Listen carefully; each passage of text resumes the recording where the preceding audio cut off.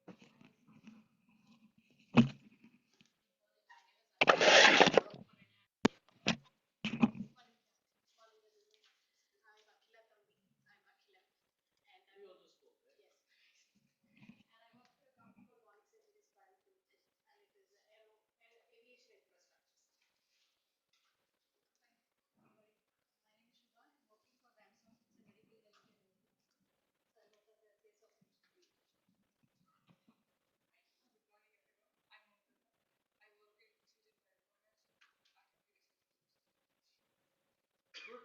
Nice to have you here. My name, as you know, is Nagaraj. And, guys online, can you hear me? Yes, Yeah, yeah, Ravi. we can hear you. Wonderful. So, some house rules, please. Keep yourself muted unless you have a question. And if you have a question, you can unmute yourself and speak. Also, there'll be some interaction. The interaction here is in the Socratic style, so a lot of question answer. I won't be doing, I will do a lot of lecturing, but I expect people to participate because all of you are um, working professions. Here is Mr. Mahadev Swami. He's our IT expert. We also got Mr. Imtiaz. Arvind, you've just met. If you come on working Saturdays and Sundays, you will meet Dr. Abhijit, Malti madam, and Padmini madam. Yeah? They're all very hardworking people, and they're here to make sure you have a good experience and you finish this program. So treat them nicely. Yeah, or there are consequences. So, good then. Are we recording?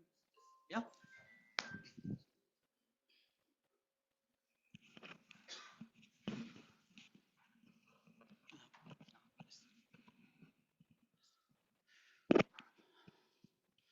Okay.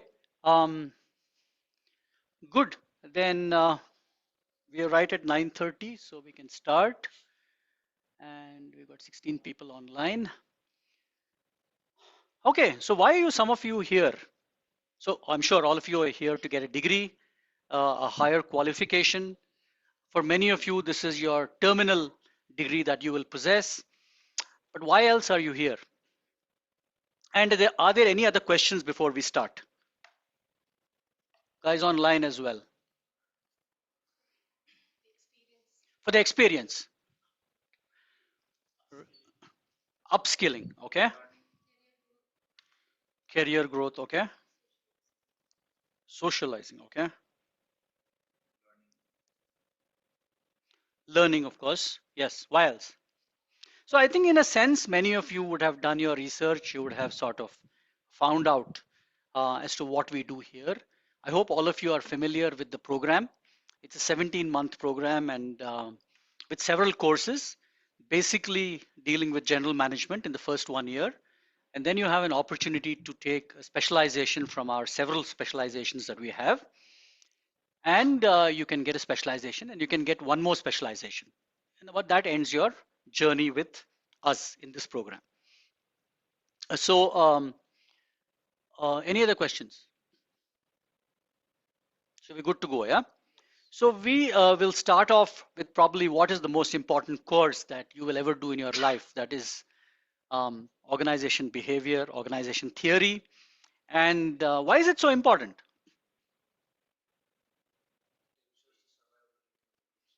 It ensures survivability of a group, okay? To understand their attitudes, okay?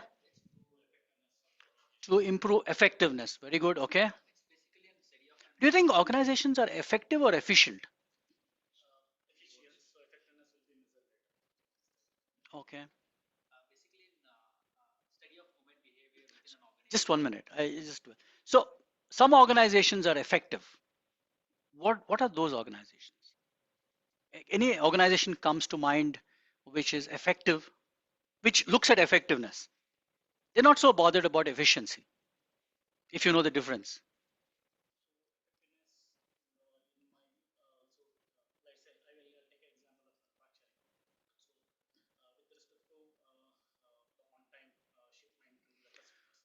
Yeah. Yeah, you're trying to sort of reduce wastages and losses and so on and so forth. But you still not answered my question as to what makes them, which organizations are firmly focused on effectiveness. Yes, my friend, you were saying something.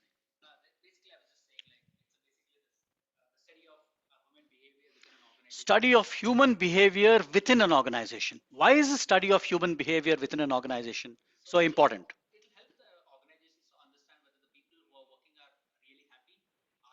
Who cares? Who cares if they're happy or not? I am looking for profits. That's why organizations, the name some of them. Yours. Okay. Hmm. Quickly, I'll come back to you.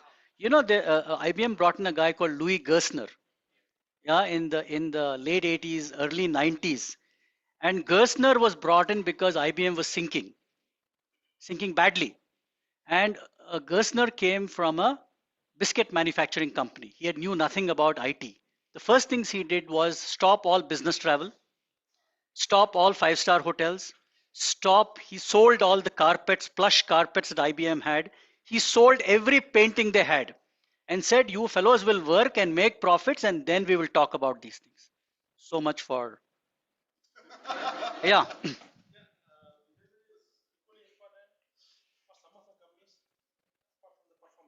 Okay.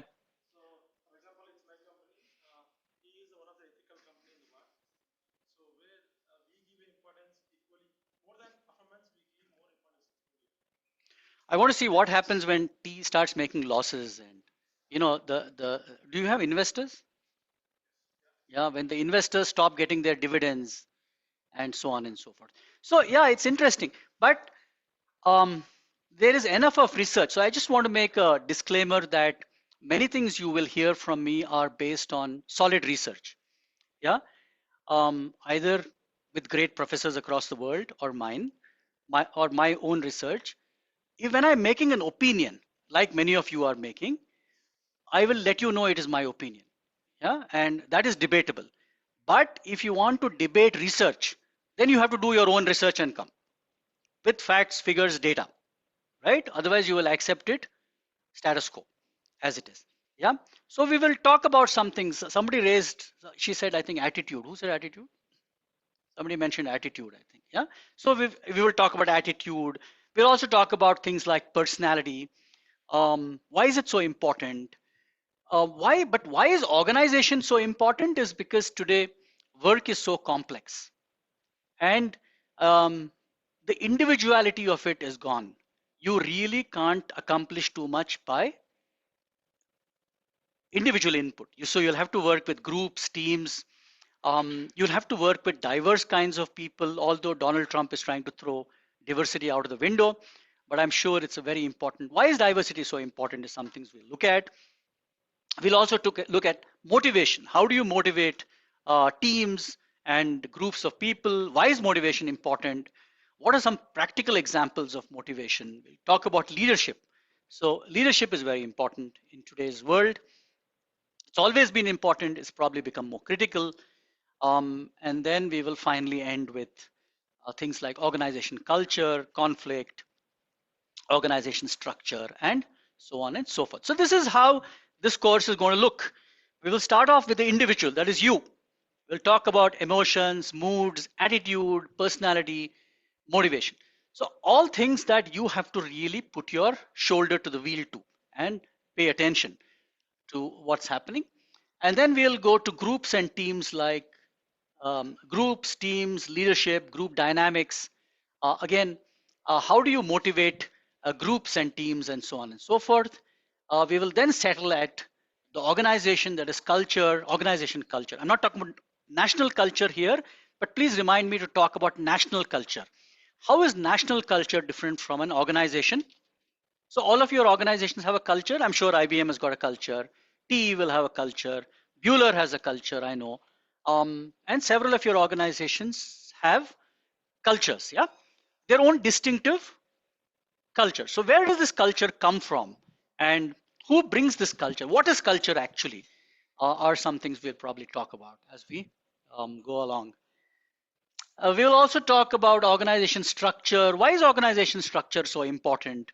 What kind of structures exist? Does the Indian Army have the same structure as, say, Bueller India or IBM? Does it? Why does it have a different structure? That is the important question. That it has a different structure, everybody is aware, or most of us are aware. Why does it have a different kind of a structure, which is mechanistic and top down? Is so can we sort of enforce IBM structure onto the armed forces? Is an interesting question. All of you said no instinct. Why? Why not? It's a good organization. According to him, IBM is a great organization. It is. So why can't we just transport that structure onto the army? Area of application, very good. Area of application is different. The context is different. What else is different? Yeah. So hence coming back to that, the value add or the ultimate goal of the armed forces are different, and that's why they look at um, effectiveness. So suppose somebody tells you go and take Tiger Hill by tomorrow morning. He is not looking for efficiency. He wants that task achieved. He will you do whatever you have to do to get that done. But in your organization, they are not looking for, they're looking for efficiency. Costs matter. In getting your profits, you can't kill 5 people, yeah, or waste any amount of money. So the efficacy and the roles of organizations are different, and there are very few organizations which will accept effectiveness as it is, because for them costs and the downside does matter, yeah. Not for the armed forces. And then this is a very important thing, so please pay attention. You will have an evaluation in about 4 months. It consists of 2 assignments, assignment 1 and assignment 2. I'll send you assignment 1 sometime in the middle of the class. Both these assignments, at least in this course, are difficult, so please pay attention. Assignment 1 will consist of, I think, 6 articles, which are brilliant articles, so read them patiently. You will have to sort of um, create a summary of about 200 words per article, that is 1200 words, and give it to me. You'll also have to make, which is more difficult, make a video of 10 minutes and talk me through those 6 articles. Yeah. Uh, the emphasis on the word talk me through, not read me through. So don't make some notes and then read it. Also, when you make these videos, please make sure that they are made well. I don't want traffic sound going on, underclothes in the background, um, and so on. This is a professional course, so I want professional output. Yeah, it will help if you are properly dressed and so on and so forth. So send me that. That is assignment 1 that carries 30 marks. Several people have got 30 out of 30, so it's possible. But I will not also grade assignment 1 if I don't get the video. Yeah, just by sending me the written part is not generated by chat gpt or something like that is not good enough. I need the 10-minute video.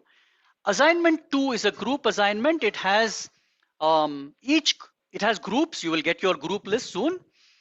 Learn to work with the group. Yeah, don't come back to me that my friend is in some other group, I want to go to that group. It doesn't work. Learn to work with your group. Each group will have 2 case studies. These are full case studies from the best universities in the world. It takes effort. Read them carefully.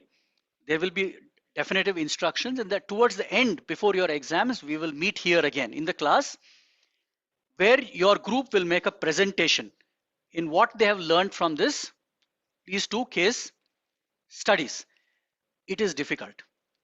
It is difficult for 2 reasons, because many of you don't get along with your group members. So I suggest you leave your ego at home, yeah, and learn to collaborate.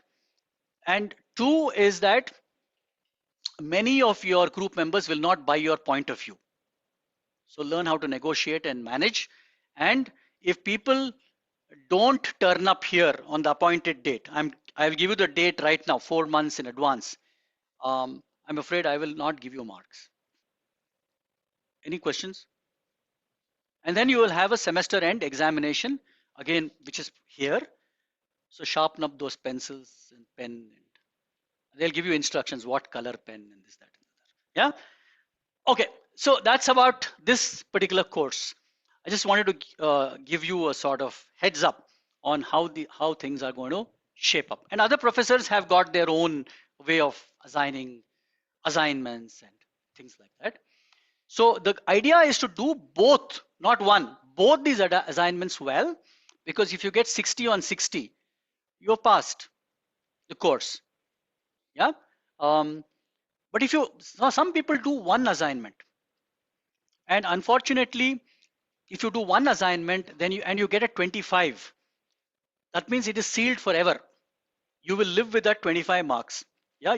And if you don't submit the second assignment, because you're considered to have passed. Yeah.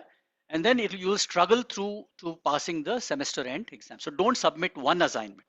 Submit, and we will come back to you. That's why my staff are so good. They will keep telling you these things, yeah, over and over again, so that you remember them. Good. I think let's kick off. We had an introduction. Any questions so far on the assignments? Right. So some of the things that you should understand by the end of this particular session on what is organization behavior is demonstrate the importance of interpersonal skills in the workplace. Interpersonal skills, what are interpersonal skills? Don't be nasty or disagreeable. Yeah. How do you sort of associate with other people, and you kind of manage your group team and so on and so forth. Interpersonal skills are very important because they allow people to work in groups and teams, and they work productively in what? People work productively in doing what? Whose goals? Always the organization's goals. Yeah. And So, I always have this question that when somebody is not working directly for the organization's goals, so somebody might be contributing a great deal, but which is not really visible. How do you sort of look at those kinds of people? So, for example, in your organization, I have seen this factory T, yeah, uh, quite closely. So you got a campus and so on, and so you got security, right? The security is not directly contributing to your profits. How do you sort of measure their value, or how do you monetize their value or their contribution? Do you somebody pays attention? They do. Yeah, okay. That's a problem in many organizations. Otherwise, people in not in the in line functions sometimes get left out. And so, how do you sort of calibrate their value addition and so on is important. We'll also define organizational behavior. What is it? Um, so, OB is not. Somebody was telling me the other day that entire management is common sense. Is it? Is management common sense? A little bit, okay? Not maybe about 5% or 2%. But the other 98% is data driven, researched. So, let me give you an example. How many of you are on variable pay? Where did it come from? Your HR invented it. Where did variable pay come from? So variable pay is basically you have a base pay.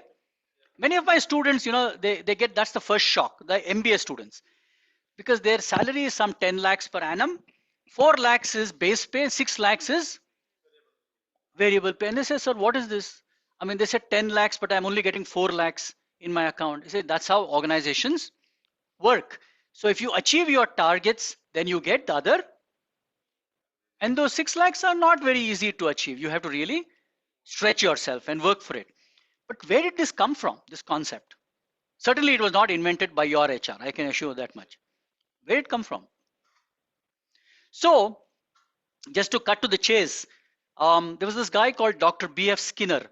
Skinner is an American. He did a lot of experimental research on rats more than a century ago, close to a century ago. And he found that when you vary the food supply to rats, they seem to work harder. They're more, whatever activity they are doing, they do it more expeditiously and productively. So he had a nice experimental box. He had a lever. The rat would go and press the lever. And every time it pressed the lever, a food pellet would, a piece of cheese would drop. And then he varied that supply. And he found that the rat was now pressing this lever more aggressively and with more interest. And so in that sense, many of you are rats actually. Yeah, because Skinner showed that human beings also are similar to other animals, that when you vary their reward, they seem to work much better and harder, or they are more interested in the particular job. So many of the concepts, so it's not common sense. Yeah, many of the concepts that you will learn here have come from really solid research done over several years. In India, they don't do too much of experimental research. Unfortunately, most of our research is quantitative. We collect data from here. It's not so much by observation. The Americans are very good at observational or experimental research. So what are the major behavioral science disciplines that contribute to OB? So when I started off the class, I talked about attitude, talked about motivation, talked about personality, we talked about culture, we talked about team dynamics, we talked about what else? Conflict management and so on. Where do all these topics come from? What fields of study do they come from? So for example, just to sort of make it easier for you, where does personality come from?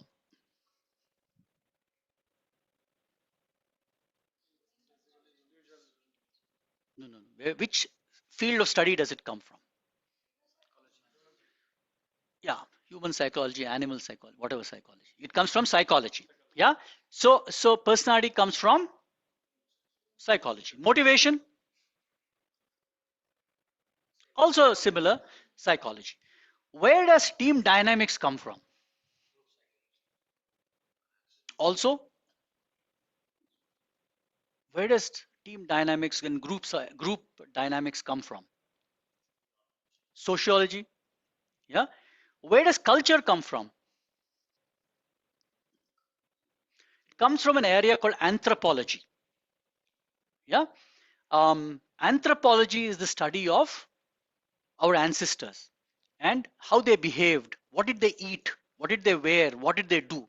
So culture is a sum of our joint experiences over several hundreds of years. So for example, if you're a Hindu, you will sort of say that the cow is an important animal for us. Why? It has come from several hundreds of years because our ancestors believed in something like that. So culture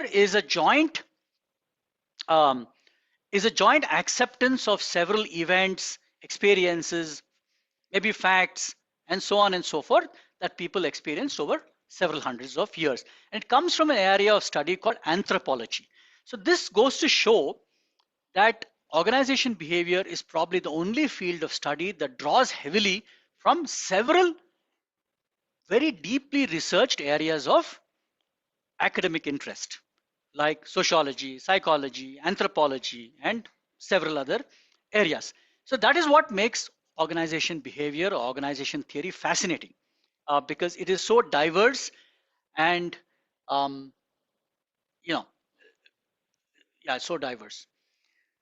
So also you must understand that, so for example, many people in India, or like I was giving you an example, the cow. Does everybody in India revere the cow? Do people in America revere the cow? No. In Spain, no. So you must be a little careful when you take theories from across the world and try to apply them, thinking that if this is applicable in the United States, it should also be applicable in, and that's why you have cultural issues. So for example, if somebody in Bueller,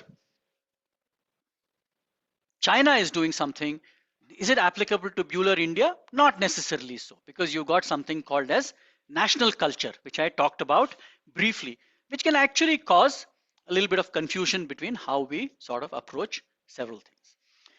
So few absolutes. So what does this mean? It means that you can't take something wholesale from one country and apply it onto another. You have to be careful because it actually may not. So anybody can give me an example of that? How absolutes don't apply?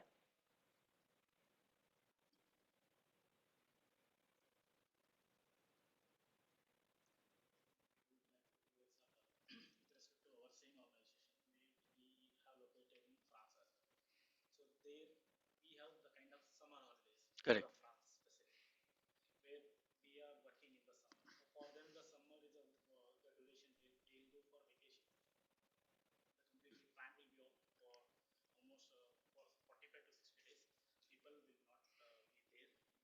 And they won't answer your emails. It's a good example. So how do they look at life? How do they look at life itself is very different in how Indians look at life, or how the Americans look at life, or the Koreans look at life, and so on and so forth. And actually, you can tie it to their national culture. So there is something called masculinity and femininity. I'm not talking about gender. I'm talking about how people view. So, for example, let's take your example. So, you say you get paid X amount of money. Yeah. Now, I'll tell you that, look, what's your name? Irfan. Irfan, I'm going to reduce your salary by 10,000 rupees a month. But if you are called supervisor now, I will start calling you vice president from tomorrow. Will you go for it? You'll think about it, yeah?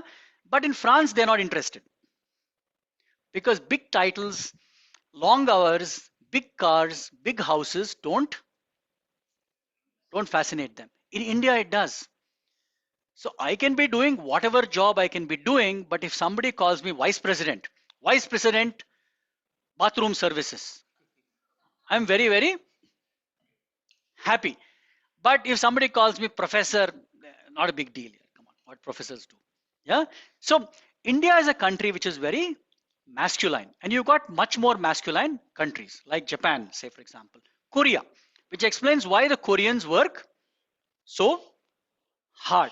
So the point I'm trying to make is that do not take findings, theories that have worked in one country and try to apply them on. It doesn't work. Yeah.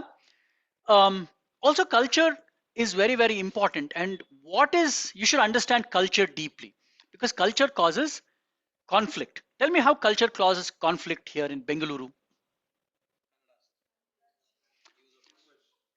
So the window to a culture, the window to a culture is language. Unless you know the language, you will not appreciate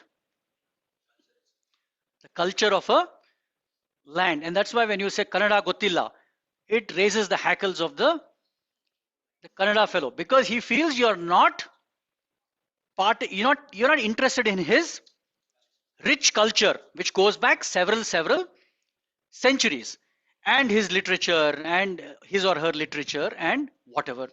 Uh, so language becomes very, very touchy. Yeah. Because why is it so touchy? It's not about communication only. It's about the fact that it is an integral part of somebody's cultural heritage. Yeah. So remember these things. So when you go to the United States, learn English if you don't know it. If you go to Spain, understand Spanish, and so on and so forth. So identify managers' challenges and opportunities in applying OB concepts. Why do managers have challenges in applying OB concepts? We look at some of those. What are some opportunities? Compare the three. What is the manager's job actually? What's the manager's job? Some of you might be managers or aspiring managers. What's the manager's job? Managing the team, getting the job done by other people. More importantly, getting work done out of people when they don't want to do that work. I think if you manage to do that, you are a great. How do you do that? And that is where motivation comes in. How do you motivate people? How do you motivate people, my friend? Check shirt. How do you motivate people? How do you motivate your team? Spend time with them, go for a beer, um,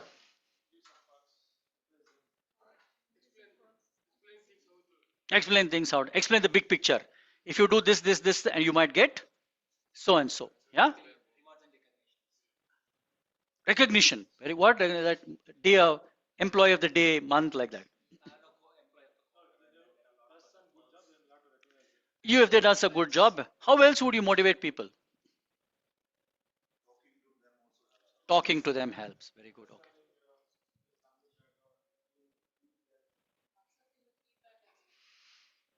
What kind of feedback? You're a lousy manager.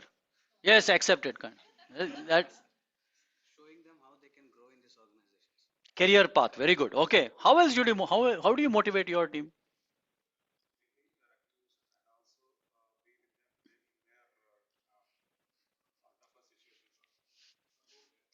Okay. Anybody else? Understanding their concerns. Okay. Do they understand your concerns?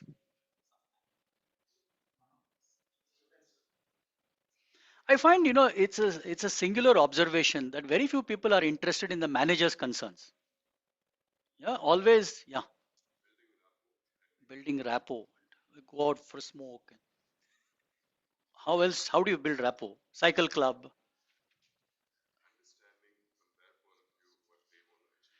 Understanding from their point of view what they want to achieve. Although it might be different from the organization's point of view. Okay, how important? Okay, okay. Anybody else?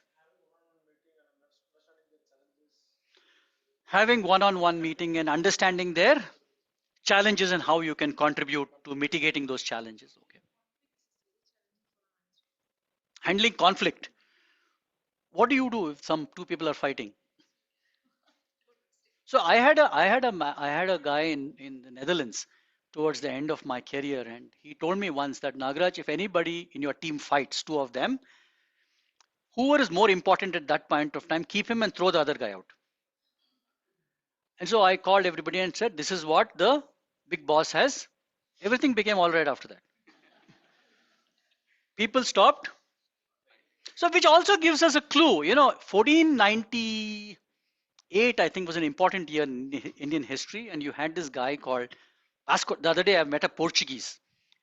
So he was telling me that, very sad that Goans are forgetting about Portugal and all. I said, obviously, because you guys came and did such horrible things, obviously they want to wipe it out of their memory.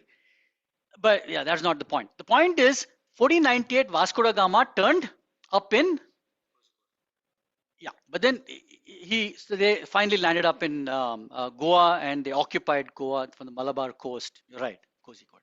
And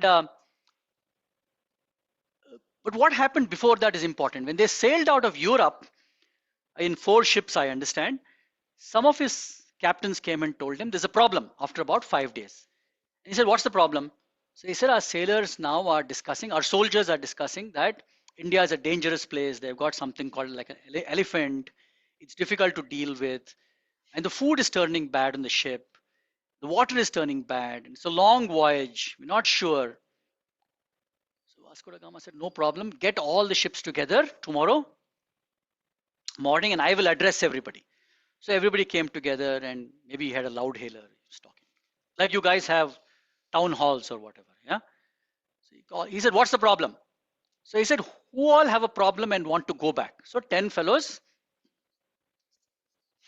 we have discussed this. We have a consensus. We believe it's not good to go to India. So he said, throw these people into the sea. And then so who else doesn't want to go to India? So everybody said, we want to go to, we're all aligned with the organization's goals. I'm surprised why people do not mention threat as a motivator. So like Franklin Delano Roosevelt, the great American president, said, speak softly but carry a big stick. What do you think? You agree or don't agree? So I'm not saying coercion or threats are a good tool, but they're an important part of a manager's arsenal. That somebody doesn't think you're a pushover and they can do whatever they feel like. No, I'm looking for a reaction from you because all of you seem to be very gentle people.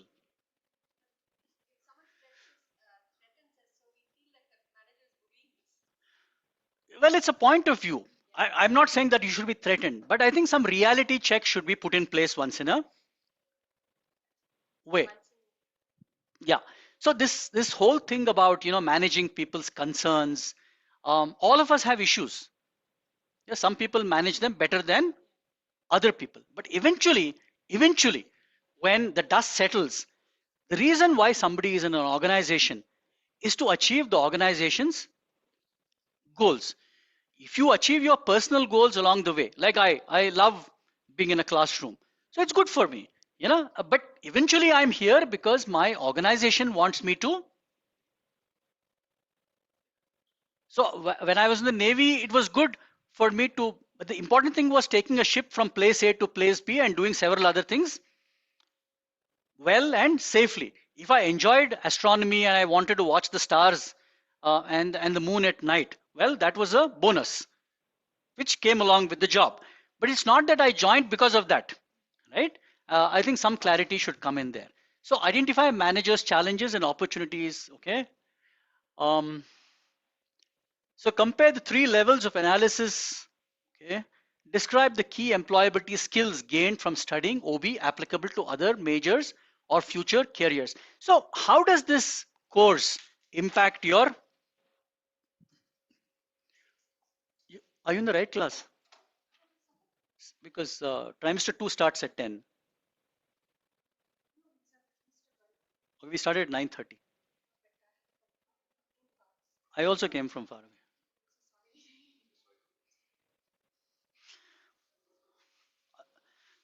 I came from far away but started on time.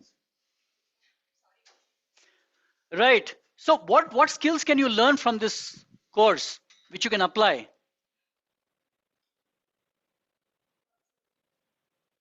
Punctuality, okay, which is common sense. Maybe you could learn better interpersonal skills. You could learn better team dynamic. I'm sure all of you will have better team dynamics when you go through your group. Yeah, group and team dynamics. What else? Maybe you can learn how to manage conflict. Maybe you can learn how to deal with our foreign cultures. Yeah, and what drives them or doesn't drive them. Um, how to get better output from your team. So there are several learnings that you can have from this particular course. So why are interpersonal skills important? A good place to work in. Of course, if somebody is not breathing down your neck all the time or being nasty to you, yeah, like the great Narayan Murthy said, let us disagree but not be disagree. So I really like Narayan Murthy. Yeah, I'm telling you upfront, and so you will hear several. Um, some people don't like Narayan Murthy. Good luck to you. Yeah, uh, but that's how it is. So good places. So he said, let us disagree but not be disagreeable. Yeah, being disagreeable. Okay. Um, better interpersonal skills result in lower turnover of quality employees. And what is so important about this sentence? Which is the most important word in this sentence?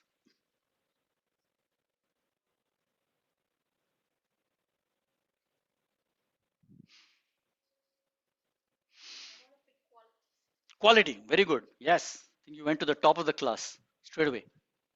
So the important word there is, so organizations, are they concerned about attrition? No. So definitely, as a dean, I'm very worried about, because it disturbs the system. But I'm more worried about quality employees. So the government of India, several years back, they suddenly woke up one day and realized, like our friend Donald Trump has realized, that the government of India services, the public sectors, the banks, um, the other essential services had a lot of excess baggage. So this might be much before your time, maybe your parents or grandparents or whatever. And they came up with a wonderful scheme for banks. It was called voluntary VRS. And what did they say? They say if you're about 50 years, you can calculate whatever you learn in 10 years, take that money, take your PF, gratuity, whatever, and leave. Was it a good scheme? But as they say, um, as they say, all good intentions are good intentions, but sometimes they really, really don't work out. So what actually happened with the VRS scheme is that several people who were absolutely useless and who were hanging around stayed. And the good people took the money and went and joined the private sector, private banks, and so on and so forth. So when organizations want to get rid of people, it's always important to understand that if you lose quality employees, you're going to have a little bit of a, why is it so dangerous to lose quality employees? Because that is one. What else? Two, what else? Three, four, very good. What else? What is the most dangerous thing? Five, six, seven, eight, nine. They go and join your competitor. That is a huge problem when your good employees or those guys who come up with the next great idea go and join your competitor and start making a problem for you from there. Yeah, it's a big deal. Yeah. So better interpersonal skills result in lower turnover of quality employees and higher quality applications of for recruitment. So I know somebody who went for an interview, job interview. um, to Google and Amazon, and got selected in both. Which organization do you think this person joined? Commonsensical answer. Yeah. Why?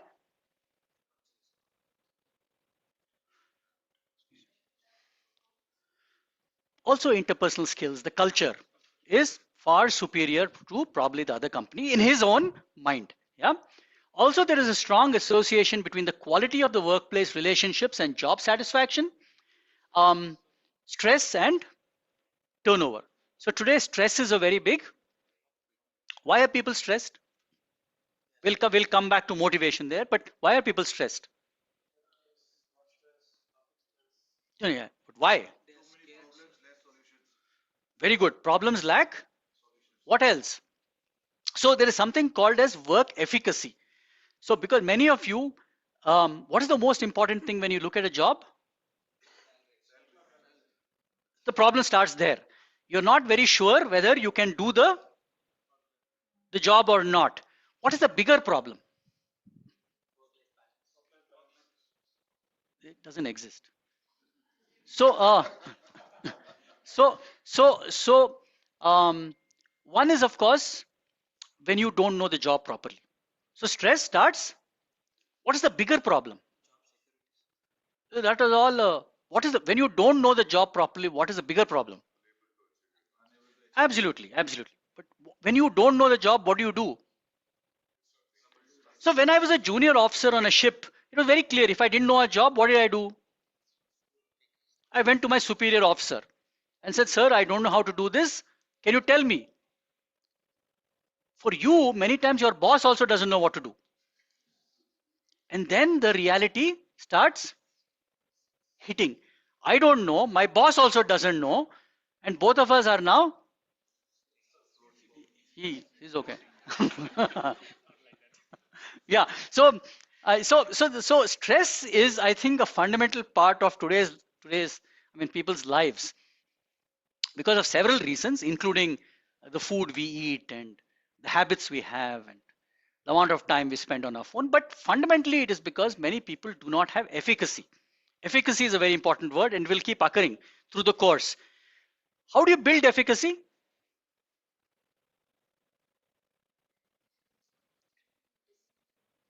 How do you build efficacy? The simple answer is working very hard.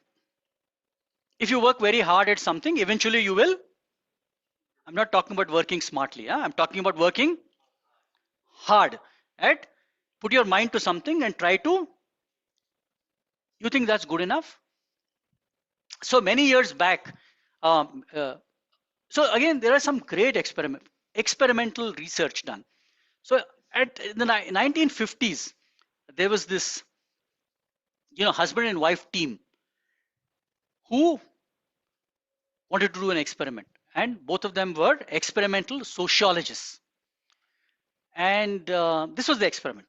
They had a small kid called Donald, and 3 years old, and they drew up a hypothesis, and they said that look, we can teach people anything that they want to learn. So since they were in the Smithsonian Institute, which is in New York, they went to the New York Zoo and they brought a chimpanzee. Have you heard this experiment? It's very famous, yeah? It was a small chimpanzee which was also 3 years old. And they brought it into their family, and the chimpanzee was treated just like Donald was treated. That is, if Donald brushed his teeth, the chimpanzee also brushed his teeth, went to the toilet, had breakfast, used a fork and spoon, tried to use a telephone. The hypothesis was that at the end of a year, the chimpanzee will learn how to behave like Donald. At the, and then they kept observing. They had a chart, and Americans are very meticulous. At the end of the year, they found that Donald was behaving like the chimpanzee. And they got the shock of their life. So they called off the experiment, and the chimpanzee was sent back to the zoo. It soon died. Donald committed suicide many years later. But that is not the point. The point is, what does this experiment tell us?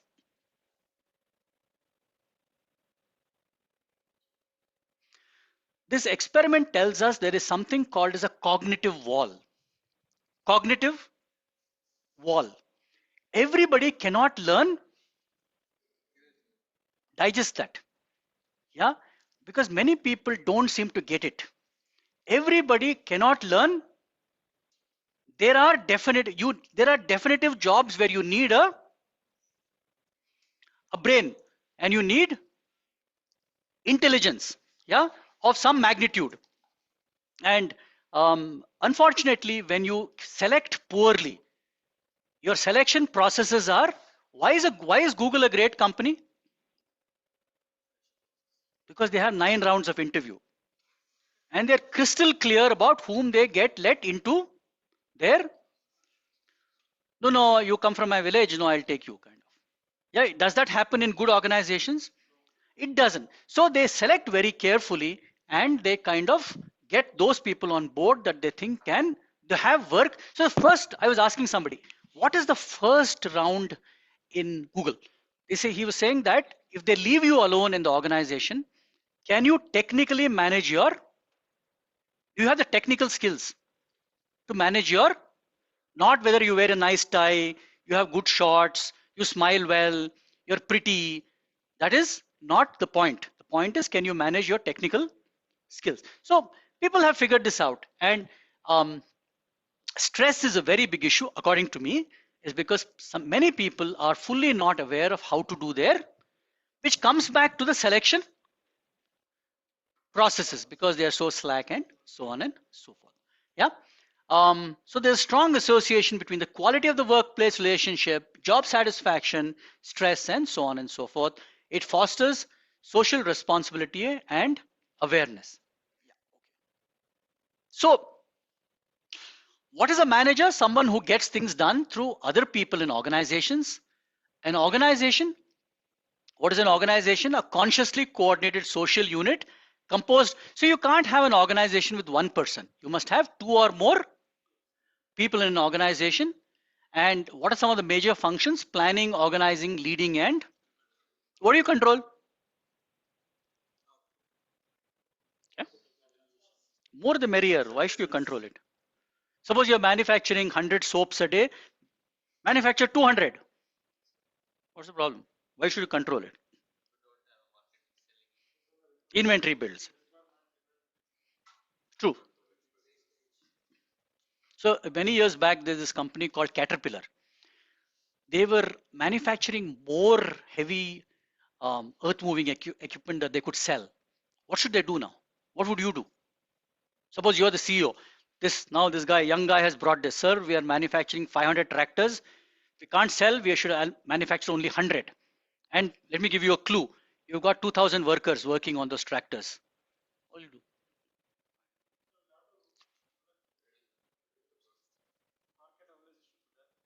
No market. That's all. You can sell only 100. All that has been done. World is in a recession. What else?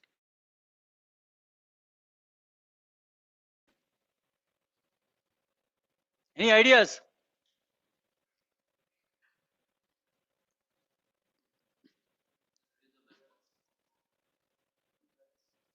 VRS. Okay. So Caterpillar did an interesting thing. They said that all of you will come to office only for 3 days, or 2 days in a week. But if you come for 5 days, other 3 days will give you training on essential competencies, and we will pay you for it. But they fired nobody. But if you come for only 2 days, go and feel free to do anything else. Go to Lal Bagh, Kaban Park, improve your health, do jogging, and so on and so forth. We'll pay you for 2 days. But if you come for 5 days, we can teach you something. And then in a year, I think they turned around and then of course, they let go of a few people who they thought were hanging around and doing nothing. But I thought it was a great. So that is where your ingenuity as a manager comes in. Can you innovate new ideas and thought processes, not following the same thing that Donald Trump did, so I will also do, or Louis Gerstner did, so I will also do, and so on. He sold the carpet, I will also sell the carpet, if you know what I mean. And then we have this great guy called Henry Mintzberg. Henry Mintzberg is a Canadian. He came up with the paper is shared with you in your first assignment. Do read it carefully, but I'll take you through a summary. So Henry Mintzberg said that leadership is all about the following roles. And the first role of a leader is the figurehead. What is a figurehead? Yeah, kind of a leader. Like January 26th. What happened January 26th? Correct. But who come? Who's the chief guest? Some foreign fellow will come. Who represents India? Is it Modi ji? President of India. Does she have any power really? She, the president is the supreme commander of the Indian armed forces. Does anybody listen to her? So she's a figurehead. Yeah. She has a lot of notional power, which actually means, so many times leaders also play the role of a figurehead. So as dean, always my faculty are very, very nice to me. They call me for various events and they say, sir, please come and sit for 5 minutes and then leave. Yeah, because your presence is really not wanted. You have no pretty much no idea about what's going on. So I am fine. I play the figurehead role. I come there, sit there, inaugurate, light one lamp and all that, and then go away. Yeah. So symbolic head required to perform a number of routine duties of a legal or social nature. Leader responsible, this is important, responsible for the motivation, direction of, you have to motivate. And so how does a leader, one area which a leader uses to motivate his employees, how do you motivate? First step that a leader can use to motivate his employees. Look at all these guys. That's kind of very suboptimal. Look at all these guys like Gandhi or um, Nelson Mandela. What did they do actually to communication? Good, yeah, yeah. But what did they? What was a big ticket item they brought into the place picture? Very good. They practiced. They walked the talk. But before that, what did they do? Okay, what else? Walk the talk. What is the important thing that they did? Huh? Should qualify that better. Right set of people will come when you have something else. What is much above a goal? Vision. Yeah. So if you look at all great leaders, they have a, whether you, Gandhi had a vision. Did he have a vision? Freedom of India was a vision. Mandela, ending apartheid in South Africa. These are huge visions considering today it might look very easy. Yeah. But at that point in time, thinking about kicking the British out of India was very, very difficult. So having a vision is very, very, very, very important. And that's what leaders do first. Can we paint a vision for my group, team, organization, whatever? Liaison maintains a network of outside contacts who provide favors, and you should be well. Have you heard this word network? How many of you are on LinkedIn? How many of you have more than 1,000 connections? Two. So you should work on something like that. Being networked is very, very. So before you ask me how many I have 11,000 connections. Yeah. So I am well connected. Although I did not come from an industry like you fellows. Yeah. So being networked is very, very important because why? You get favors and information. So what is this? Is the interpersonal role, that is figurehead, leader, and liaison. What is the informational role? Monitor, receives a wide variety of information, serves as the nerve center of internal and external information of the organization. So you monitor information. What is my competitor doing? What are my people doing? What are my bosses doing? Yeah. So talking about bosses, how do you get on well with your boss? I mean, suppose you want to really develop. I hope all of you have decent relations with your boss. You run your own. But how do you sort of build that rapport? Somebody said rapport. Yeah. How do you build that rapport with your boss?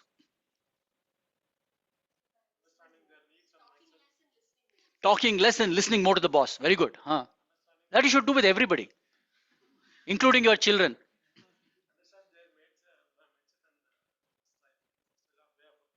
Mention mindset. Okay, very good. What else? What else? Very good. Get their job. So I think one way of working well with bosses is to understand what is important to the boss or what is important to them. Understanding what and not is not necessarily what is important to you at that point in time. It is what is important to the boss and in extension what is important to the organization. And if you're able to align yourself, then you have a much better chance of not only surviving but also growing. Otherwise, you must be damn good. If you want to buck that trend and then um, be acting funny with your boss, but still survive and grow, then you must be super smart and intelligent. If you're not, then this is a better strategy. Yeah. So figurehead, leader, and liaison. Informational roles are monitor, receives a wide variety of information. Okay, we did that. Disseminator. This is a problem that a lot of Indians, a lot of people across the world have. We seem to think that information is kind of it's gold dust, and we don't want to disseminate or spread it amongst our members of our group, team, and so on and so forth. So if I hear that tomorrow is a holiday, I don't tell any of my faculty, but I will stay at home. Yeah, and they will all turn up in the morning at the gate and find everything is locked. But why didn't we know? No, the dean was informed. Dean did not want to disseminate that. Why? Because all of you fellows come and feel that's a stupid way of leading life. So the job of a leader is to disseminate the right kind of, with emphasis on the word right. Not that some movie made 100 crores or something like that, which may be immaterial. Yeah, or how many eggs I ate today morning, which also may be immaterial.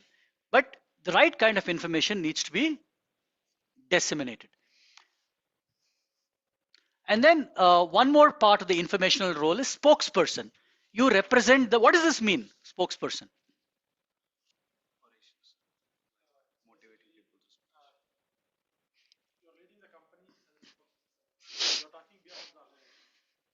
Very good. What else? Very good. Yes. So there was this very interesting case of an American organization, not very big. So one day morning, they found the senior vice president, a Sunday morning, holiday. He was walking down the main road. This was a popular organization. And he was found walking down the main road in women's clothes. What do you think? Sunday morning, holiday.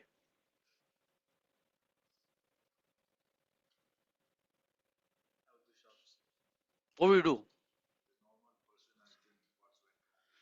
No, that is okay. You can. What will the organization do? You're the CEO.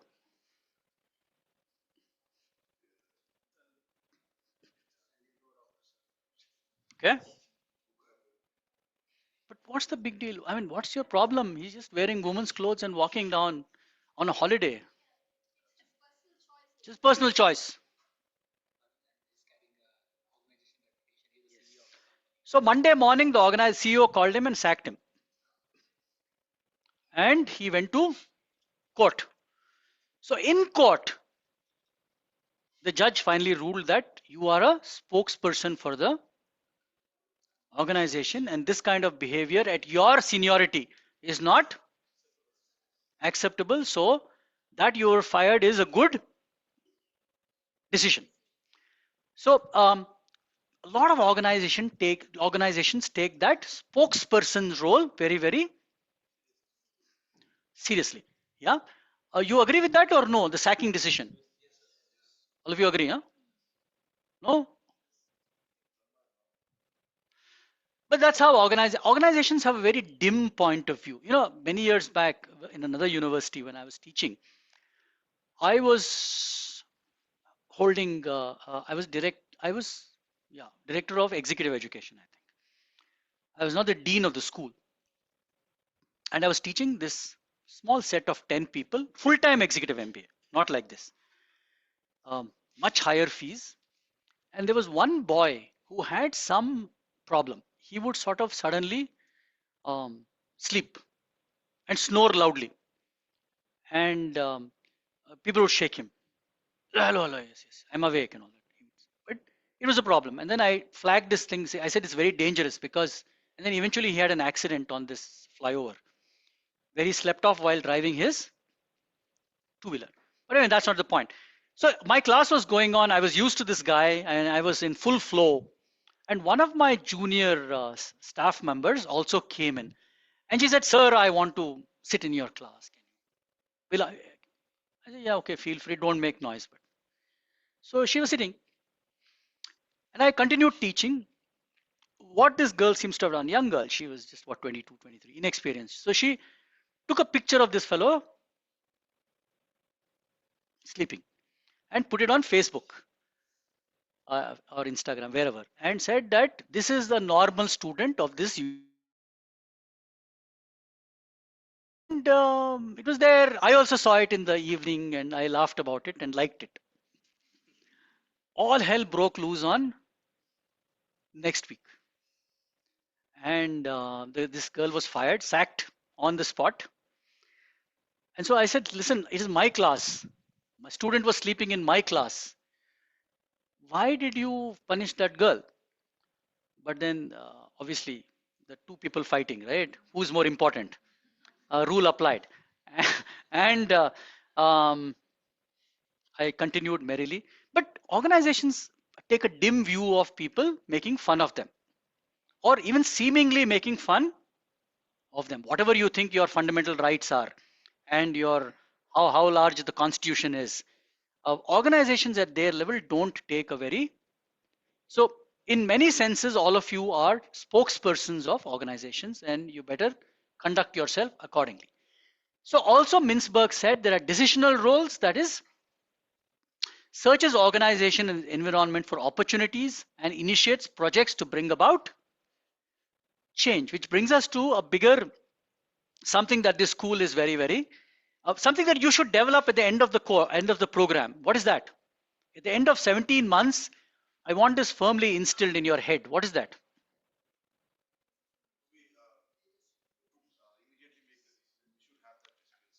Decision based on data. Yeah. What else? What else should you have? Very good. Leadership. Yes. Two. I mentioned it in my wonderful speech on. Was it a good speech? So I mentioned this point. So you should develop what is called as an entrepreneurial mindset. You don't have to be an entrepreneur, but in an organization, in your job, can you come up with new ideas? Can you come up with new ways of doing new processes? So to improve how work is done. That's what is going to make you grow and keep your job and achieve success and so on and so forth. So the decision making role is very important. The problem solving role is very important, but it is backed with a entrepreneurial. Tell me organizations which have sort of failed because they did not have an entrepreneurial mindset. I'll give you an example, but I want you to wake you up guys up a little bit. Nokia. Yeah, Nokia was unfortunate what happened. Yes, I agree. Nokia. What else? Nokia also had cultural issues and so on. Hmm? Kodak. Kodak is a very fine example. So if you're not familiar with Kodak, in about 1990, they had about 85% of the market share. Yeah, by 2010, they were filing for bankruptcy. Why? Because they stopped innovating. So today, the big ticket item, because there is so much of disruption and there is so much of shift in technology and how we understand technology and work practices, if you don't understand how to innovate, really you're dead. Yeah. So developing that entrepreneurial mindset is critically important. Yeah. Um, Entrepreneur, resource allocator makes or approves significant organizational. Why is resource allocation so important?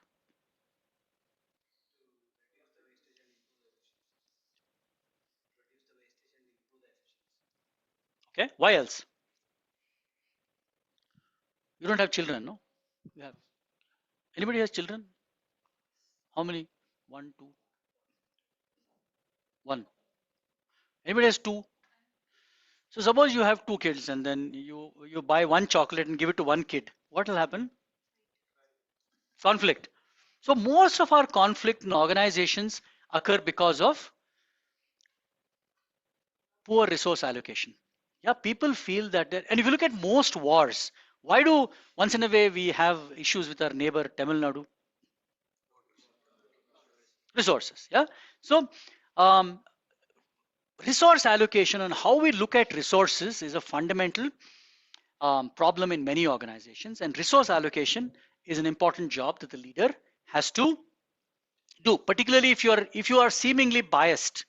You're giving one person more attention, one person better resources, better jobs, and so on and so forth.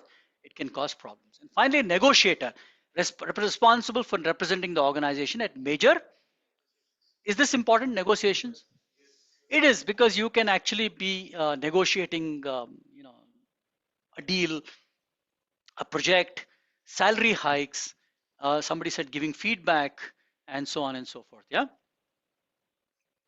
So being a negotiator is very, very important. So these were Henry Mintzberg's managerial roles. And he said that all of these are critically important and you should be sort of good at all of them. And if you're not, then you should be paying attention and trying to work upon them. Also, if you go forward, technical skills are important in organizations. You can't be a manager without. So when actually I gave up my career and I came to Bengaluru in 2007, I had a friend in your organization. And he called me and said that, Nagaraj, why don't you join IBM? So I said, other than Microsoft Word and Excel, I have no idea what happens in a so-called IT space. Yeah, so no problem. You will be a team lead and you will lead a team because your leadership skills are good. I said, yeah, but I was commanding a ship. I was not working in a. He said, no problem. You will have a lot of people from IIT and all that. They will do the work. You just manage and lead. But I was not convinced because I had no. I don't know whether that was a right or wrong decision, but I think life turned out well for me after that. Yeah. But I think technical skills are very, very important. You must know what is going on.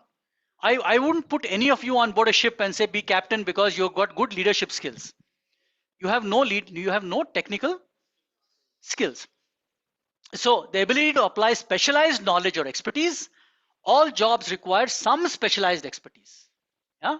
And many people develop their technical skills on the job. Human skills, the ability to work with, understand, and motivate other people. Conceptual skills, the mental ability to analyze and diagnose complex. So this is also critically important. The ability to analyze, diagnose complex situations. And what else? What after that? So now you've analyzed, you have diagnosed, and what should you do? Offer solutions. Offer workable solutions. Yeah, the problem solving and decision making skills that organizations have. Great. Okay, so before we end this session, I will want to talk about Fred Luthans. Fred Luthans gave a different spin to what managers. What do you think managers should be doing most? So he said that many managers do traditional management, many managers do communication, they communicate well, many of them do human resource management, and many of them do, or some of them do networking. But he said to be a successful manager, emphasis on the word successful, what should you be doing the most? Stick to that. Traditional management. Okay? Okay?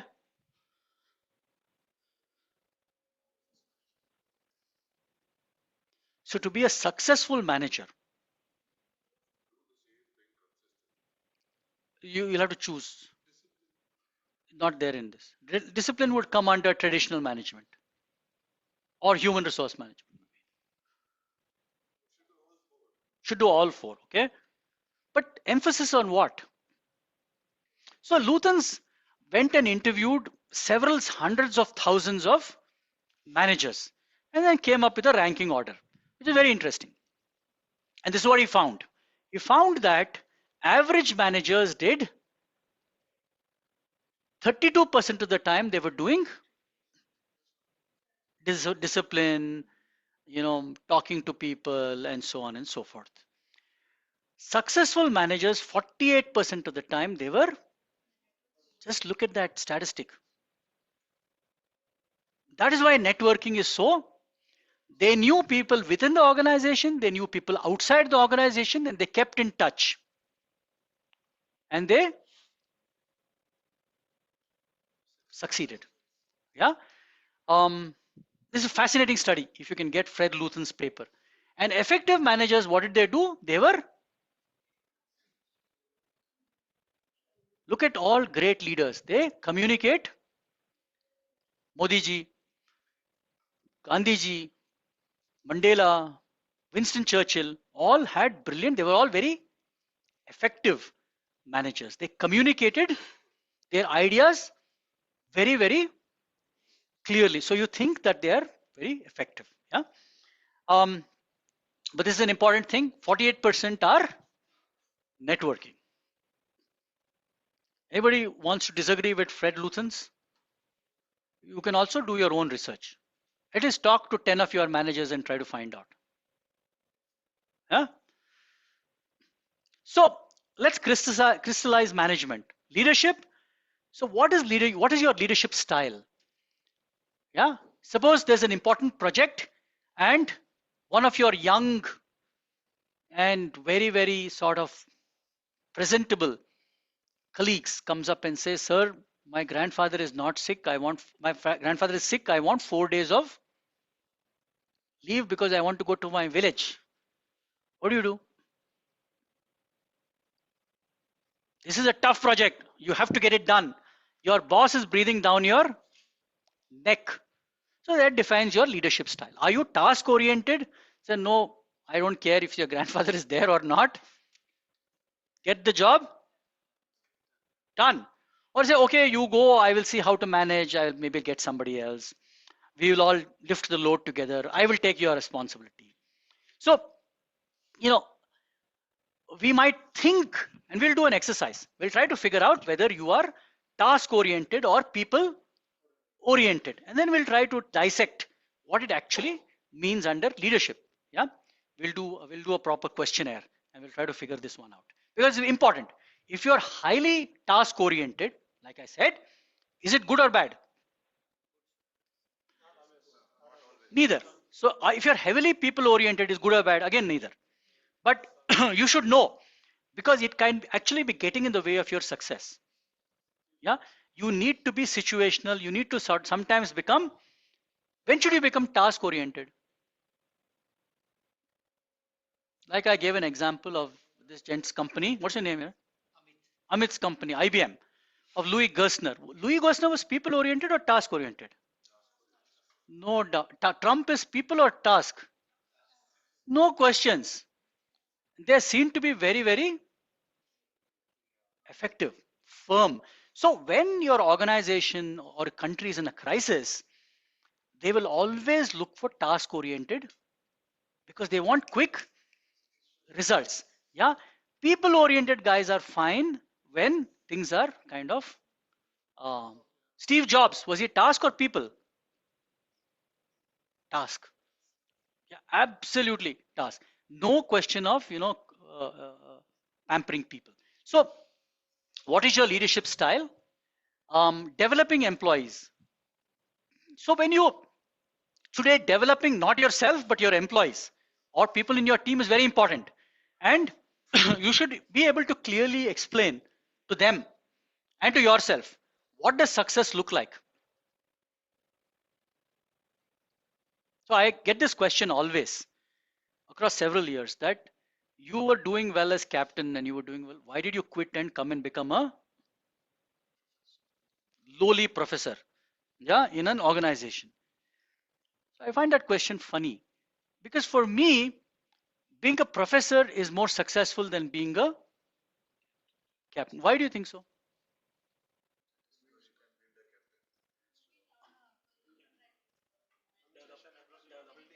the impact that you have as a, so eventually I tell all my students eventually, and several thousands of them, you might like me or not like me, but you can never forget me.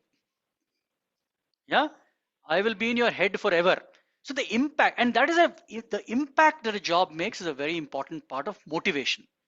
When you come to motivation, you will see that the kind of impact you are making really motivates, whether it motivates or demotivates people. It is not money. You will sadly realize that it is not money, but it's the quality of the job itself that is a great motivator. But anyway, what does success look like? Do people understand the why? Yeah. When you lead a team, do your people understand why they're in a team? What are they doing there? Why are they kind of contributing something to an organization, and so on and so forth? Can you articulate that vision clearly? Yeah. Managing people, getting the best results, individual expertise. Do they have expertise?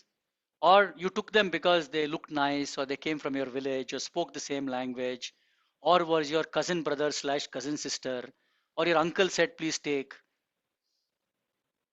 Yeah. Assign tasks. What are their roles and processes? Yeah. Context. How those tasks fit into organizational, how do those tasks fit into the organization's requirements?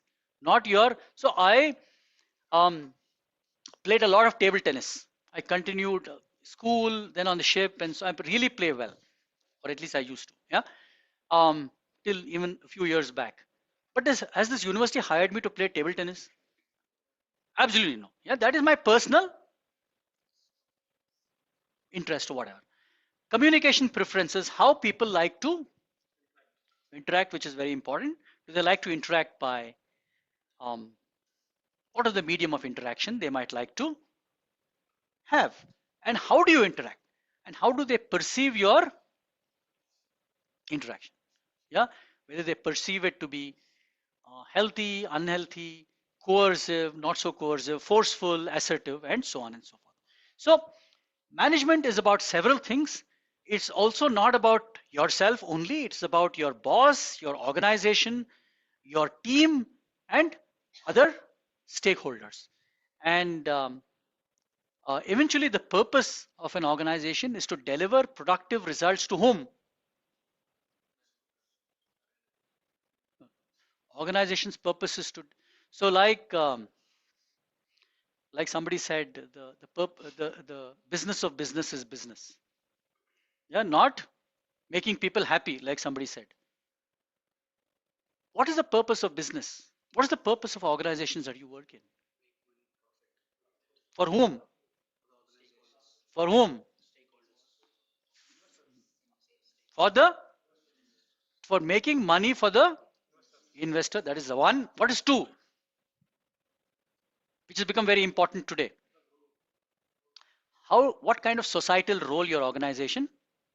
That's why guys from his organization, when in that Nirbhaya case, they also went one afternoon with a huge banner saying, "We are from this company," and they were all standing there. So, how do you interact with society has become very, very.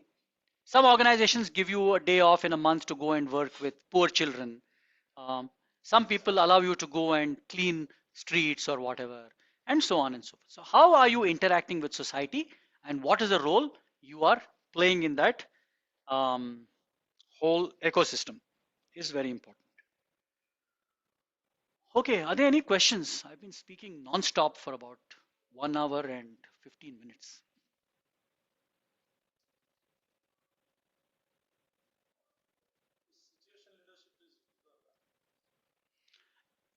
It is the only thing that will allow you to survive. It's imperative. So how do you sort of transition from different situations is very, very important. Yeah. Give me an example of situational leadership that you can think of.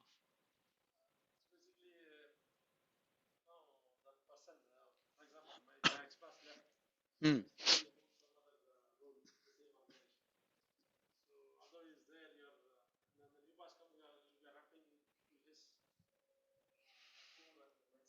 That is the situational followership.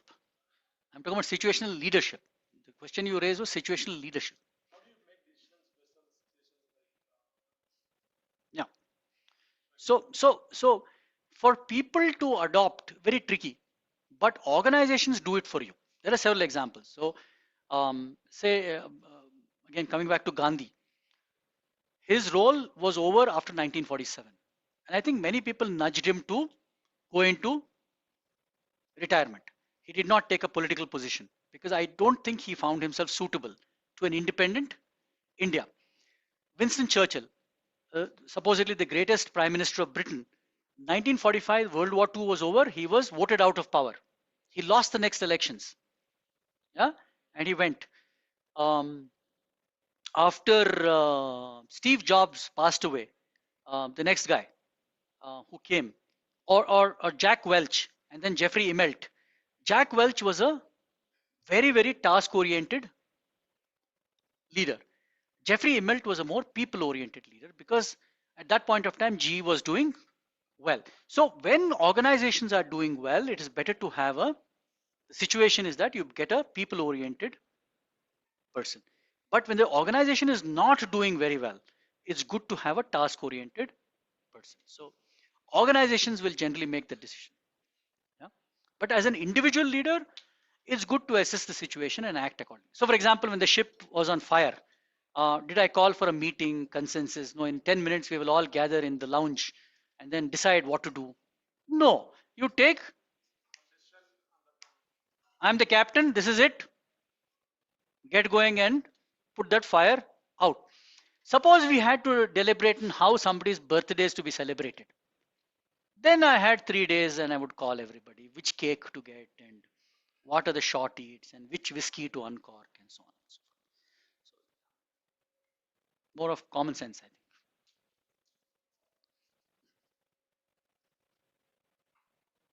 What else?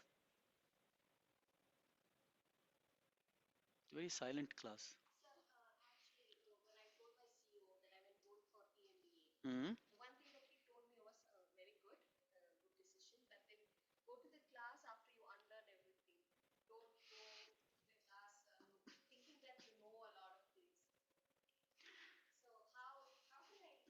Yeah, I think it's an overvalued statement. So, for example, when I came to the university in 2018 here, my specific task was to set up an executive MBA program. They did not have. In 7 years' time, if I look back, we are probably the most successful on-campus executive MBA program. Compare us in numbers, even with IIM Bangalore, we are far bigger. Why do you think that happened?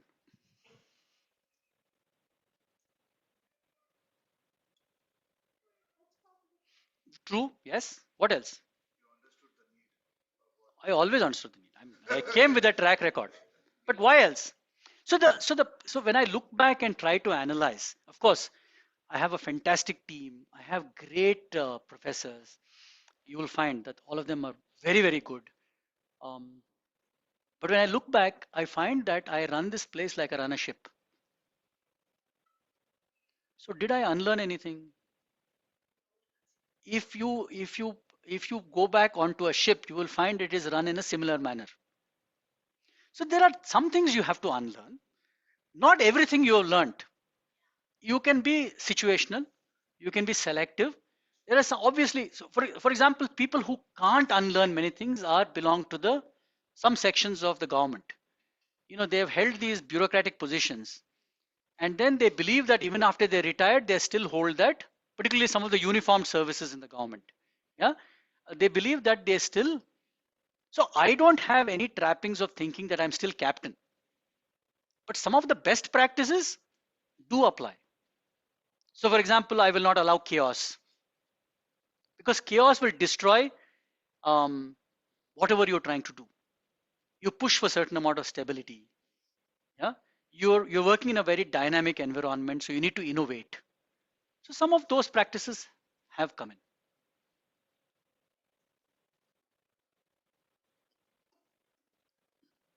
You don't have to throw the baby with the bathwater out.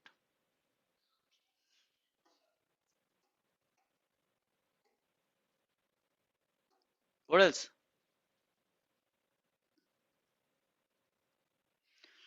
Okay, then we'll take a break. Yeah. What's the time? 10:56. We'll come back at about 11:10.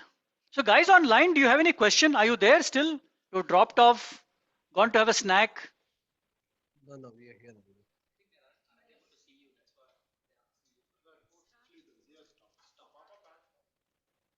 So, can you hear me? Yes, sir. Okay, Yes, any we can hear you. questions? Do you have any questions?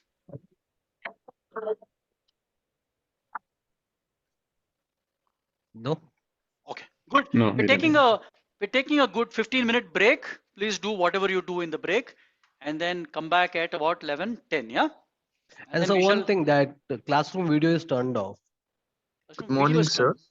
I'm sorry for interrupting, but No, the no, don't. classroom Please video is don't turned feel off. sorry for anything. Can you call Mr. Imtiaz? I think his number was shared. Right, sir. Can you call him, please? Yeah, sure. Thank you.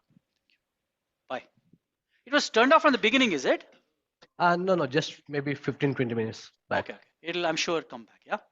I think that I'm getting a signal also start the video or something like that, which I shall try to do.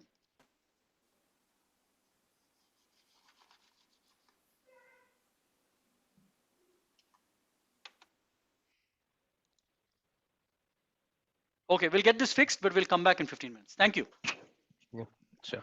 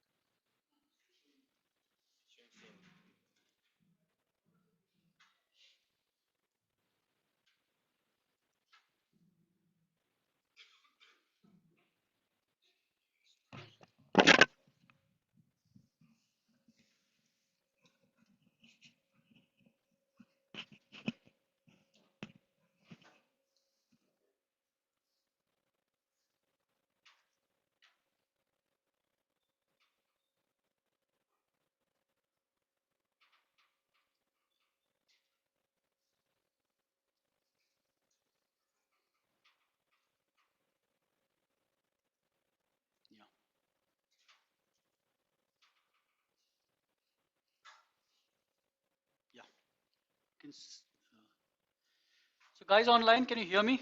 You're back. Yes, it's audible. Okay, you can see me also. Yeah. Video. Right.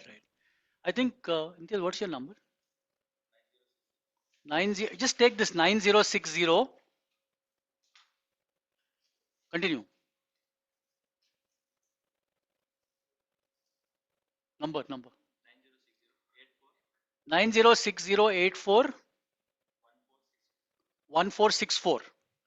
So if you have any issues with video and thing, just call Mr. Mohammad Imtiaz. Yeah, guys online.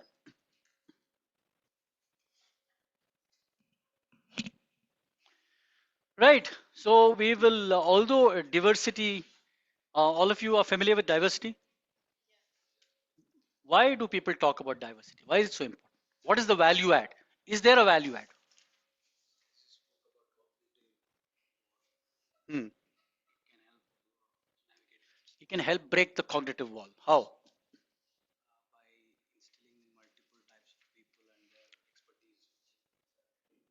Okay, so suppose I get one brown person, one black person, one red person, yellow person. Will they have better ideas? So what is diversity actually?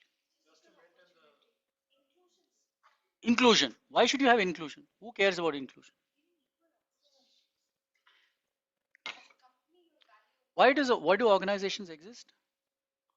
To make money for the investor. Why do they care about inclusion? Why should you reach out?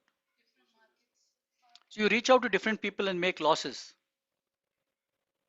How do you answer that?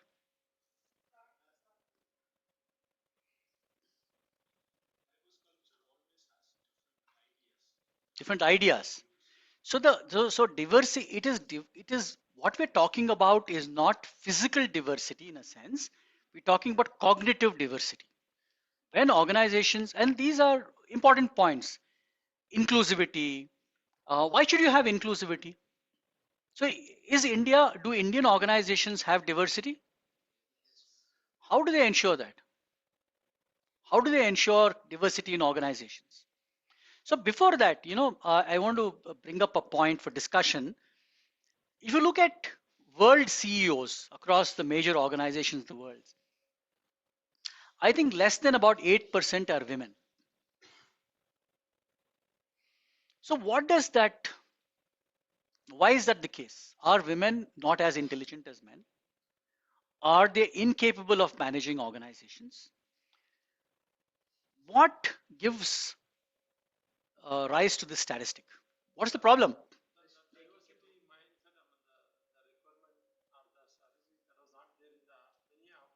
Is there now, but is there for the last 20 years?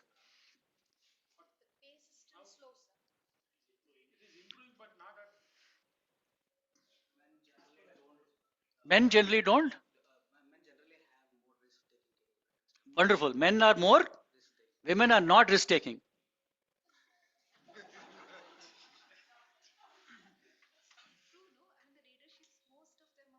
Yeah, it's true. That's why I'm asking you why. Male dominated. Okay. Important to women.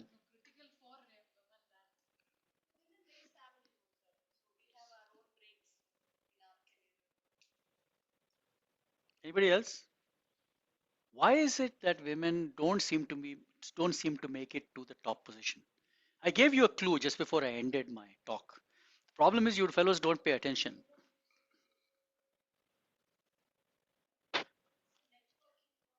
Hmm. So, what has been found by research is that a lot of men, after the end of the day, they network more effectively. They go to a pub, or they play cricket, or they play kabaddi, or go for a movie, or smoke up, or whatever they do. Women generally head home. Yeah. And I think, and it seems to indicate that that loss of opportunity in networking plays a huge role in them not being as successful as men in senior positions in organizations. Think about it. How important, critically important networking is. Yeah. So It's unfortunate, but that's how it panned out. Um, how do you reverse this?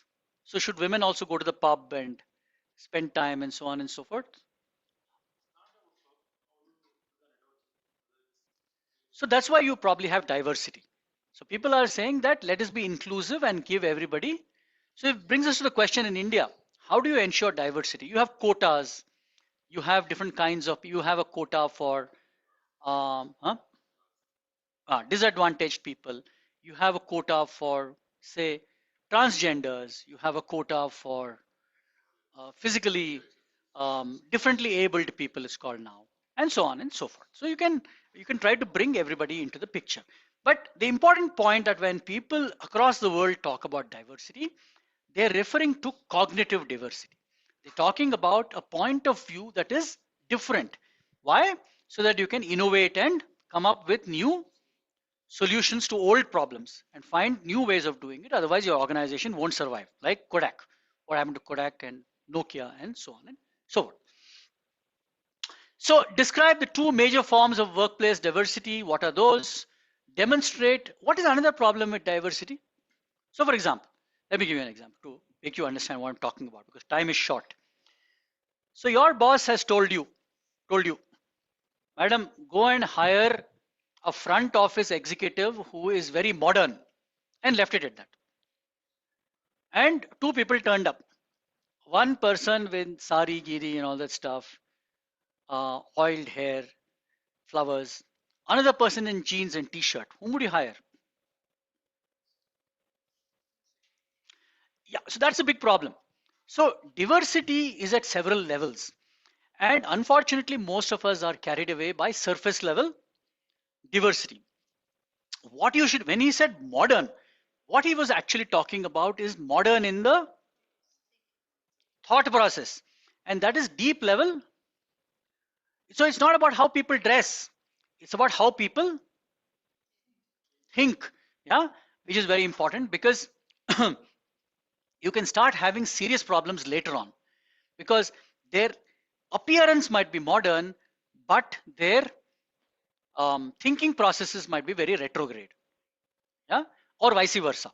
They might look very conservative, but they might have very modern points of thought processes.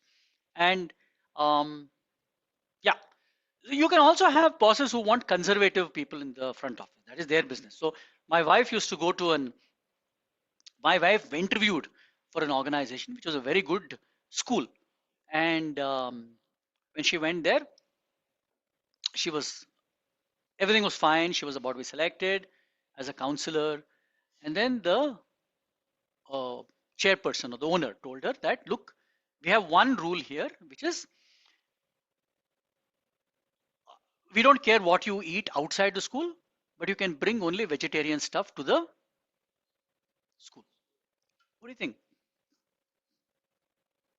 Okay, not okay, permissible, not permissible, violating your fundamental rights?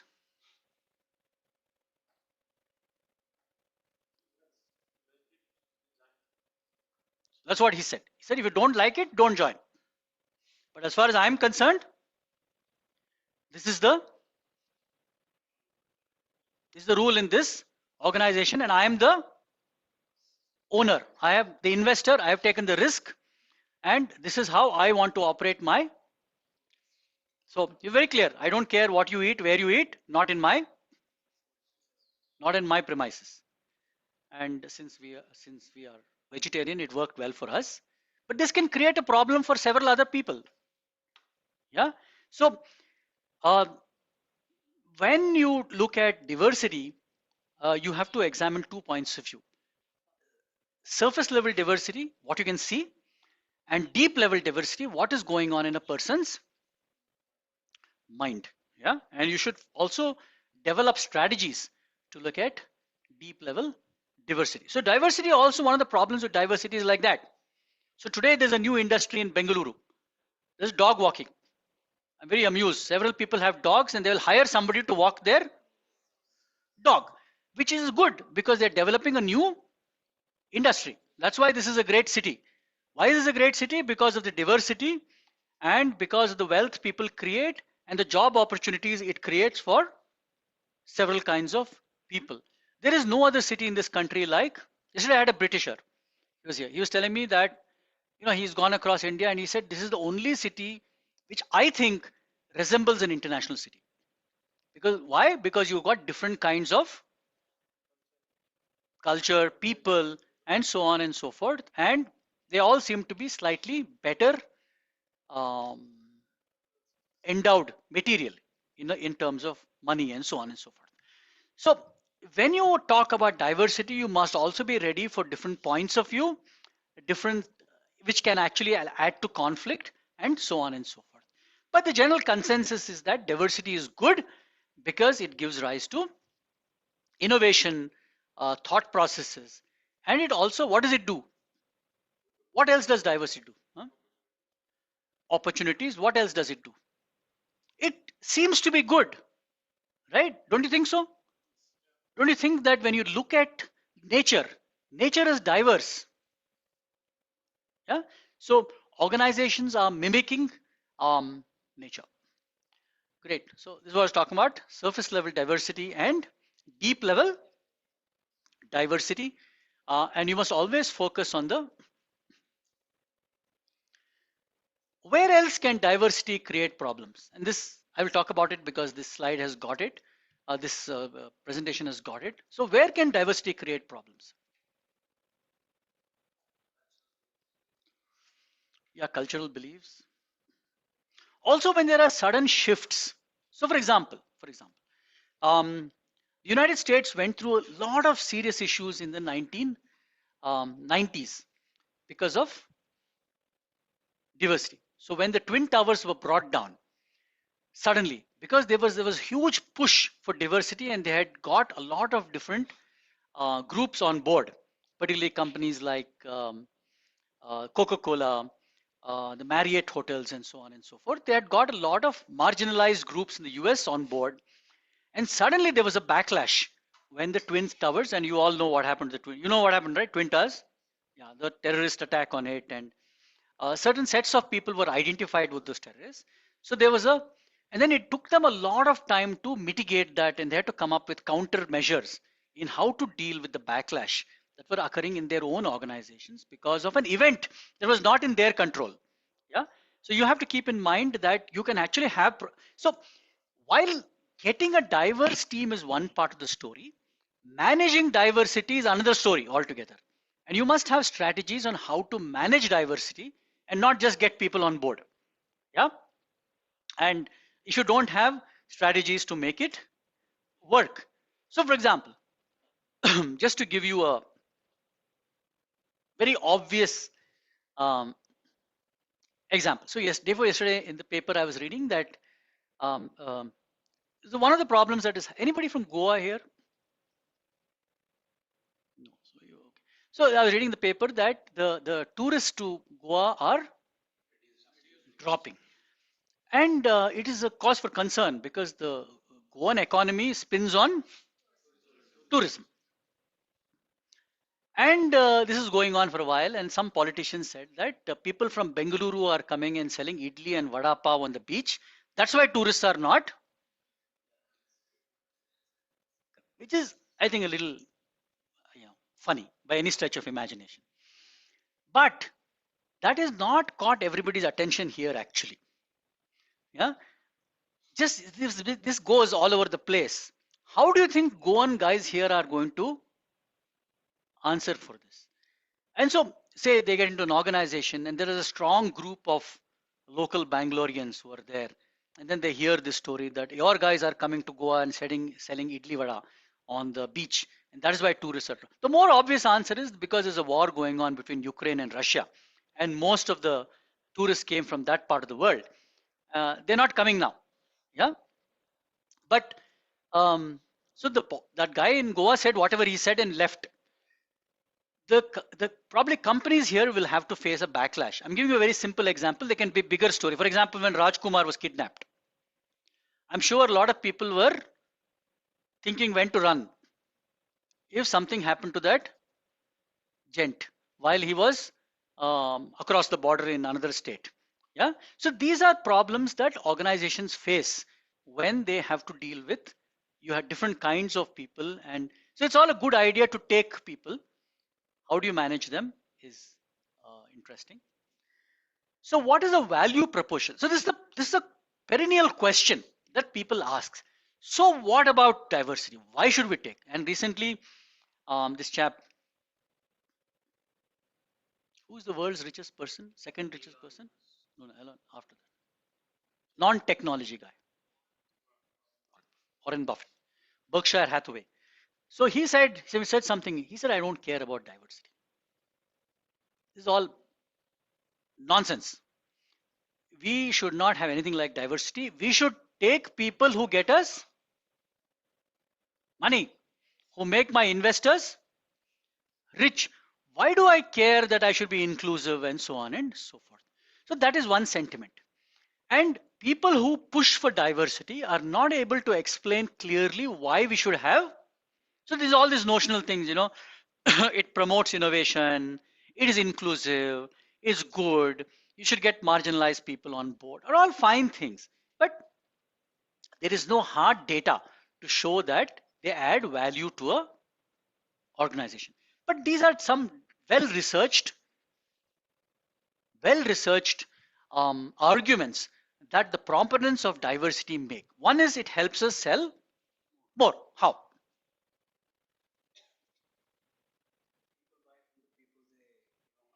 Yeah, and this has been going on. For example, there was a guy called Harvey Milk. Have you heard of Harvey Milk? I doubt very much. Yeah. So Harvey Milk was a post Second World War in the US. I think it was in Los Angeles or somewhere about there. Harvey Milk was the first president of a gay association of the United States. And those days, nobody used to give jobs to homosexuals. They were kind of looked down upon set of people. Today, are homosexuals all right in India? Can they get jobs in India? Yes or no? No. Huh? Suppose some person sitting next to you on Monday morning told you that, I never told you, but I'm homosexual. How would you react? Run to the HR. You maybe didn't know. Would you do that? No? Would you have done that 3 years back? You would have been mandated to do it. Yeah, again, we'll come to that. But Harvey Milk was an interesting guy. He was the president. He was finding that gays in the United States were not getting jobs. So he was walking down and he saw a beer company. And the beer company looked very bad shape. So he walked in and met the owner and he said, what's the problem? Owner said, see, our sales are dropping. They're very bad. I don't know what to do. We'll have to close. He said, don't close. I have an idea for you. So he said, what's that? He said, you recruit all gay people. And I will make sure every gay person in the United States drinks your beer. And his sales skyrocketed. Yeah, it was a win-win for both parties. Both parties got what they, that is why the Americans are really interesting people. They always work towards a win-win. You win, I win. Some third fellow, don't worry about him. But both of us will win.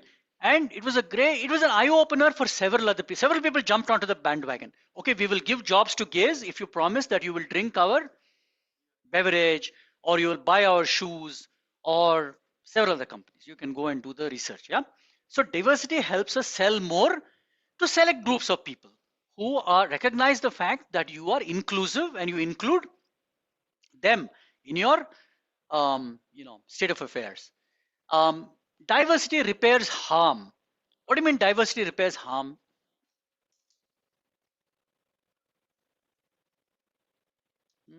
So look at India.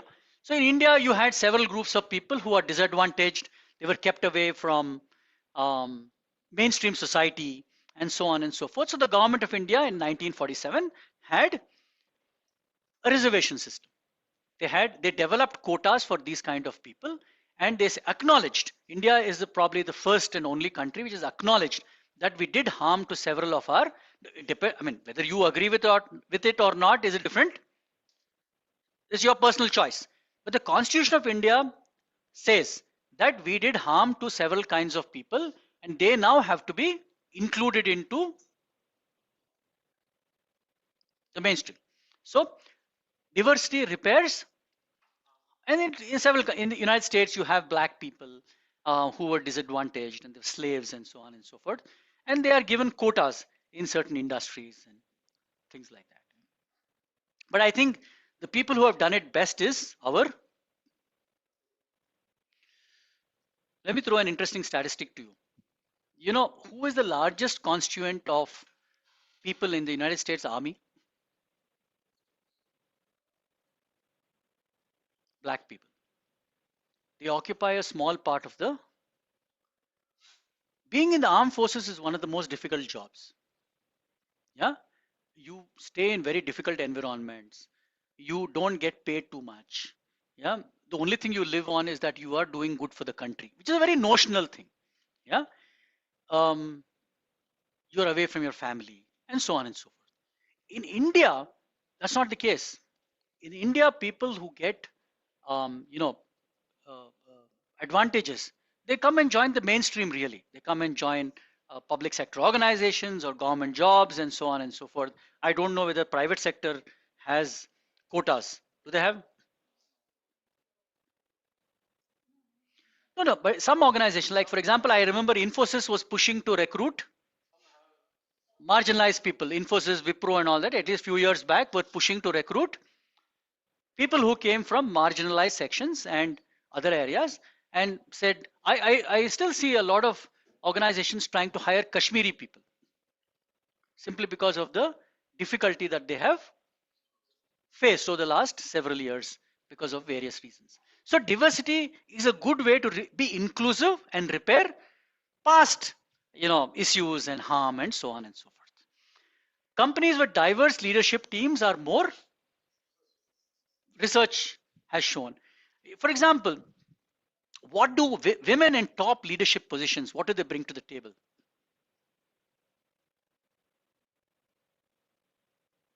So generally, leadership research has shown that women are, they are not less averse to taking risk, but they are less conflict oriented. Yeah, and so you don't have too much of conflict, and they seem to be more ethical. So most of the frauds that have occurred around the world um, have not occurred when a woman is in or under her watch. Yeah, most of the issues that have occurred, the issues like say Enron or our friend Ramalinga Raju, Satyam Computers, and so on. Just to give two broad examples, several other frauds are there. Have all happened when men are in predominantly in the leadership position. So they women seem to be more ethical in that sense. So it is a good idea to have diverse leadership teams where somebody will knock some sense into the leadership team and so on and so forth. You agree with me or disagree? You can feel free to disagree and we can discuss it. Okay, a better value proposition, diverse teams consistently outperform other teams. So also when you have um, different kinds of people, uh, I also believe, um, so I do a kind of random dipstick survey when every MBA batch comes. I ask them, which city would you like to um, work in? Then I put random cities in the list. But I also put definitively Delhi and Bengaluru. And invariably, people will choose. Why? One of the reasons is because of its diversity, not because of its weather.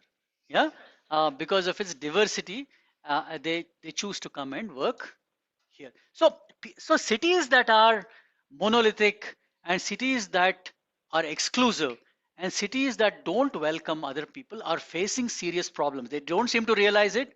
Maybe politicians don't seem to realize it. It's not about money coming in, it is about human resources coming in. Yeah, and today, because technology is a driver of the fortunes of many cities, you will not get good human resources or good people applying unless you have that kind of. So when I went, 6 months back, yeah, August, I went to the Google office. and I had a look. The kind of diversity they have is mind-boggling. You can see Indians, Americans, Chinese, Spanish, Arabs. You can see all sorts of people wandering around and doing work. And those are some things that they have done extremely. And that is why it probably explains a lot of women too. That's why it explains why they are such successful companies. Okay, so this is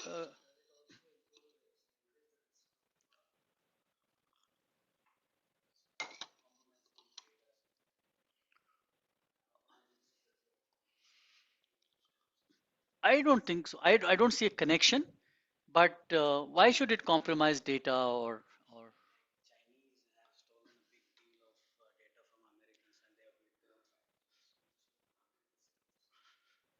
do they fly similarly? We don't know. Yeah. So at least the Americans don't seem to think so. And so you can make anything that yeah that they'll do.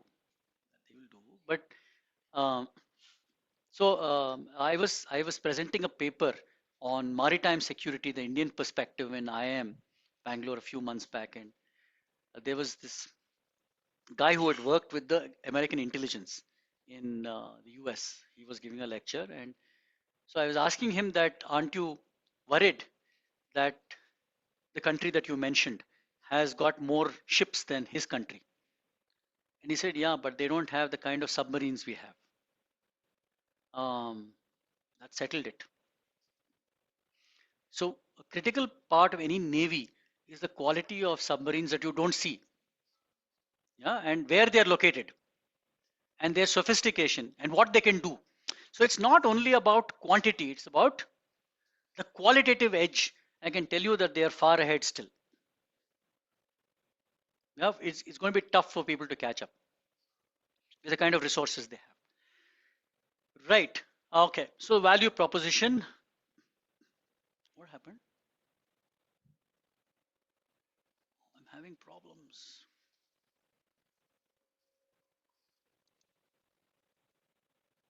Yeah. So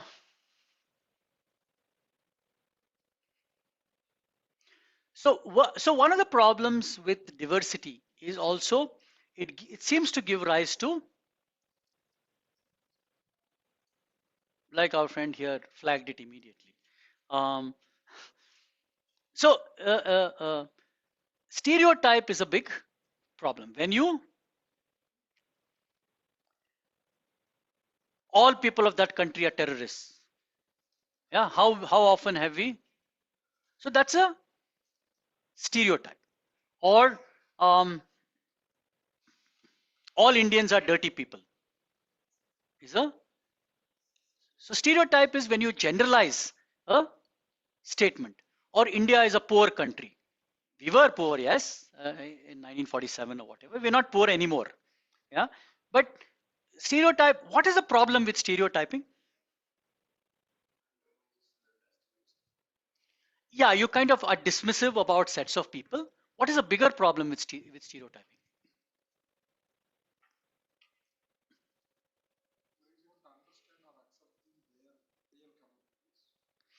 Yeah, it is kind of whitewashing things. And what else?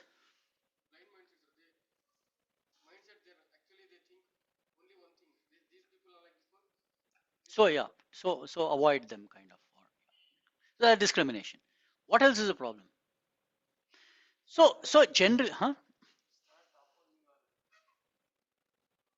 Start start opposing, or yeah, you have different groups that form. Lack of opportunity for those kind of people. Yeah. Huh? You discourage diversity. Very good. Yes. Yeah. Strong, yeah, wrong opinions, gossip. So it can actually disturb the. But if you look at stereotyping, historically, stereotyping has been very dangerous. I can give you two examples. One example is, of course, our friend Adolf Hitler and his cronies. So when in 1933 Germany, they were looking for certain sets of people to make a scapegoat, and they selected the Jews, and they said that the Jews are anti-national, and the Jews have not been part of our mainstream German value system. It was okay. And then the academia joined in, and the story got Hitler was a kind of a very low-level, uneducated guy. So it's always, suspicious how his ideas spread. They were spread by academicians. They were spread by universities. Yeah, Germany had the world's best universities at that point of time. But anyway, what happened later was more dangerous. After they stereotyped the Jews, they started calling them as rats. And then it became very easy now to exterminate rats. So when you start stereotyping and labeling people, and these go hand in hand, it becomes much easier to get rid of. You can have mass genocide, which is of course not what humanity wants. Another good example is a guy called Pol Pot. I don't know whether you heard of him. Pol Pot was a dictator in a country called Cambodia, now called Kampuchea. So Pol Pot was educated in France, and he came back and he ran a revolution and he took over the country. And then he had a bright idea one day morning. He woke up and on one side of the bed and said that this country to progress must go back to agriculture.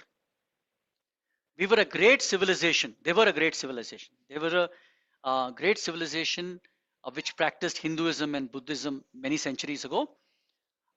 He said to go back to that, we need to become an agricultural country.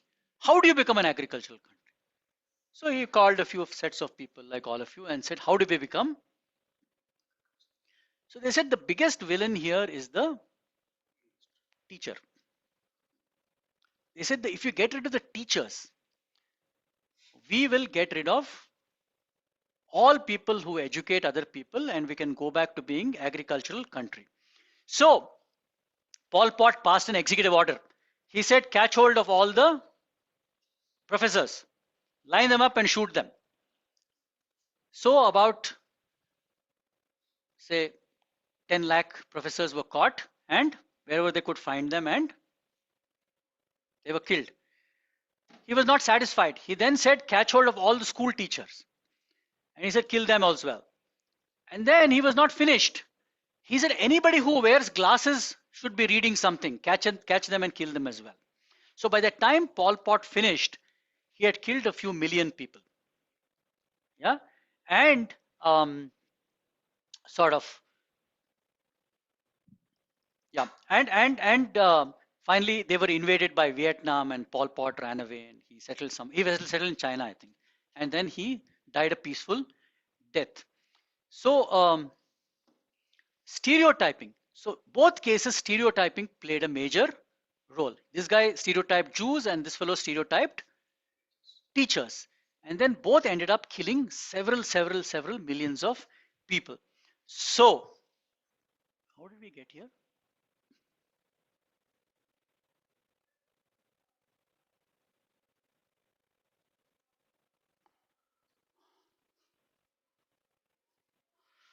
Okay, guys online, just have a pause for a minute, please.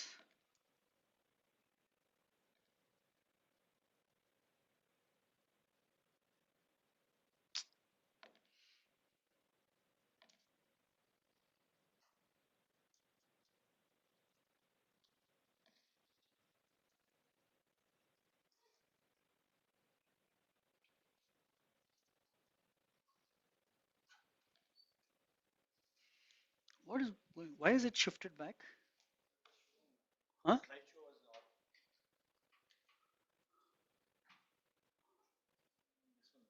Yeah, yeah, yeah. So just stay here. I want.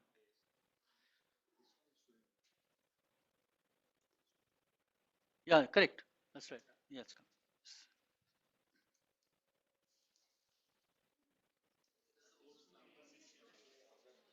It's going back to that.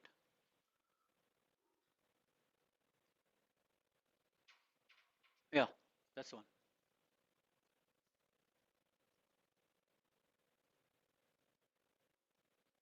Correct. Okay. So both are dangerous things, and any countries that are which are exclusive and are not sort of not inclusive in that sense are kind of discriminatory. So in organizations, you have discriminatory policies or practices. You have one form of being anti-diverse and discriminatory is sexual harassment. I'm sure all of you know the term. Yeah. The laws against sexual harassment in India are very, very strong. I don't know what happens in organizations. Is it good, bad, ugly?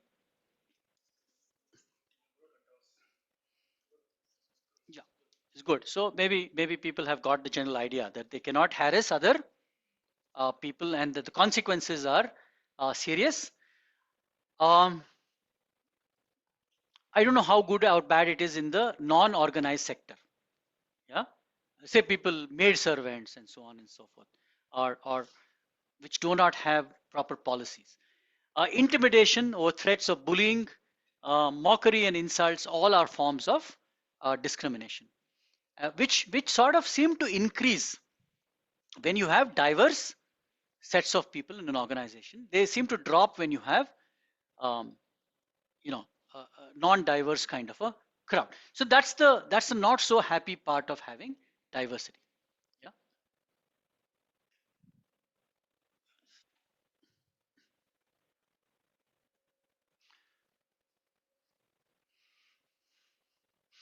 Yeah. So discriminatory policies, sexual harassment, intimidation, mockery or insults, exclusion, and incivility are all forms of discriminatory policies in organizations. Anyway, I think I've conveyed the major ideas that formed part of diversity. One is, of course, surface level diversity, deep level diversity. What is the value add that diversity brings to the table? Why should organizations be diverse? And we have enough of research and historical evidence to show that diverse organizations seem to do better. The the on the contrary, the problems with diversity are that you have adjustment problems sometimes, you have cultural issues sometimes. You can see several countries in Europe which allowed refugees to come in from different parts of the world, and they're having cultural issues. They're having issues with adjustment and so on and so forth. And they also give rise to several things like discriminatory policies, sexual harassment, intimidation, exclusion, and incivility. But I think good organizations have strong policies to counter these measures. Um, and how they're applied is very important. Suppose people are feeling intimidated or harassed. What do they do in your organizations? There'll be a committee that one of the committee members is only harassing. Then what happens? There's an ombudsman. Yeah, there is somebody higher up where you are expected to reach and then hope to get some amount of redressal. Um, so you must also have strong mechanisms to check that this is not misused, and then people are not targeted by unscrupulous folk who seem to levy charges which are not true. So just to give you a statistic, uh, some of the discriminatory policies done are investigated very carefully in the armed forces, and actually many times they have found that these are done with malafide intentions. So there is a person who complains about a senior officer without any um, grounds, and then it is thrown out after the investigation. Just a point of view. Yeah. So that's the flip side of having strong policies. Yeah. So what are some of diversity factors? How do companies look at diversity? Any ideas? So one is, of course, we talked about um, diversity. You can have disability diversity. You can have age diversity. You can have educational diversity. You can have ethnic diversity. You can have cultural, religious diversity. And what else? What are the kinds of sports? People who play and don't play. Huh? That's a quota. That's not diversity. Okay. You bring in sports people. Fine. Or you bring in retired military people. What else? You can also have diversity in sexual orientation, like the Americans have. I don't know whether Indian companies follow it. LGBTQ they call it. Yeah. Then you must have particularly strong policies to protect these people if you allow them to. You can have transgenders. Indian government has said 2% for transgenders, and so on and so forth. Yeah. So, um, um, yeah, age, sex, gender, race and ethnicity, disabilities, hidden disabilities. So it's something that India doesn't talk about too much. People can have hidden, they might look very normal, but have hidden disabilities, which you may not be. So autism is one thing, which people can be autistic, um, or other issues. Or they can have psychological issues and so on. So should you give them jobs? Should you give them a job in building a nuclear reactor? I'm not sure. Yeah. But if you can you give them a job in manufacturing biscuits? Maybe yes. Yeah. Or maybe doing the laundry. So also it is horses for courses. You can't carry this argument everywhere. After all, some organizations need people who with certain skills. Yeah. I would not bring diversity into navigating a ship, because the risks are very, very high. So in high risk areas, maybe this doesn't work, but in several other areas, it is perfectly workable. Yeah.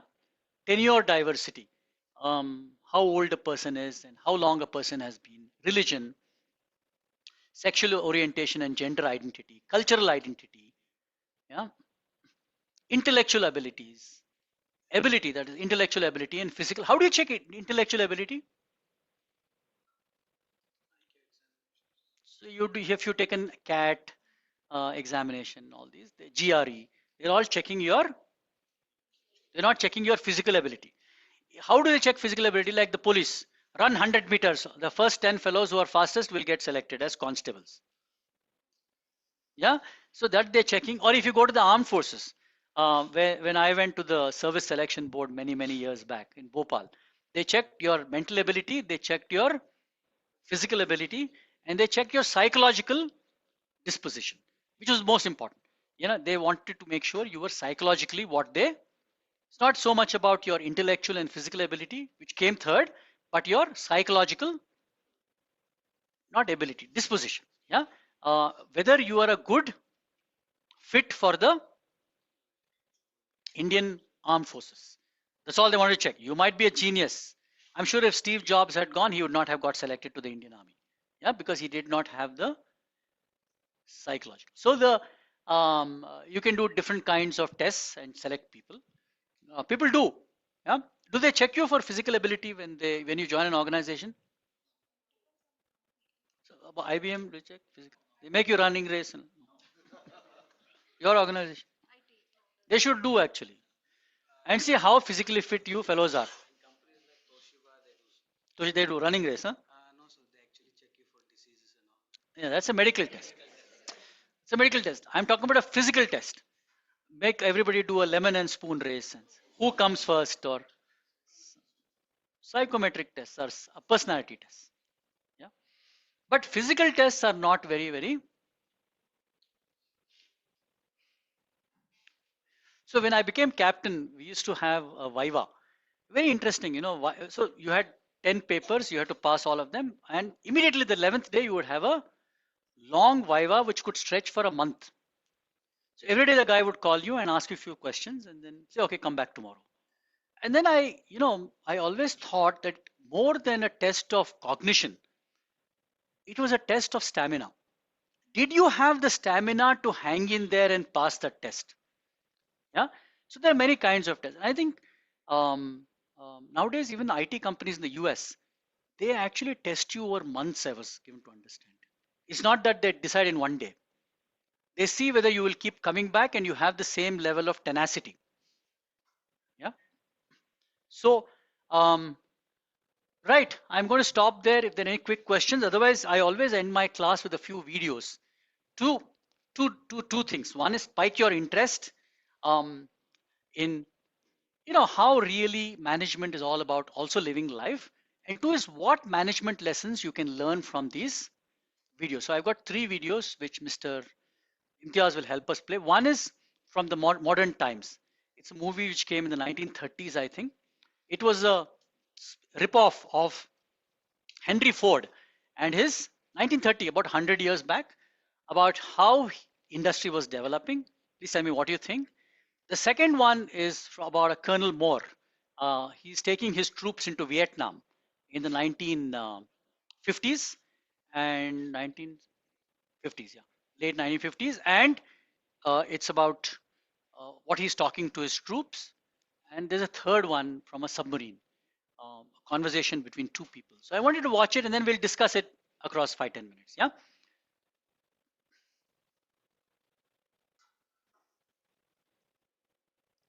there.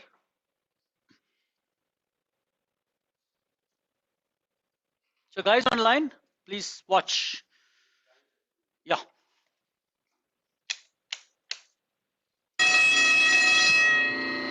Section 5, give it a limit.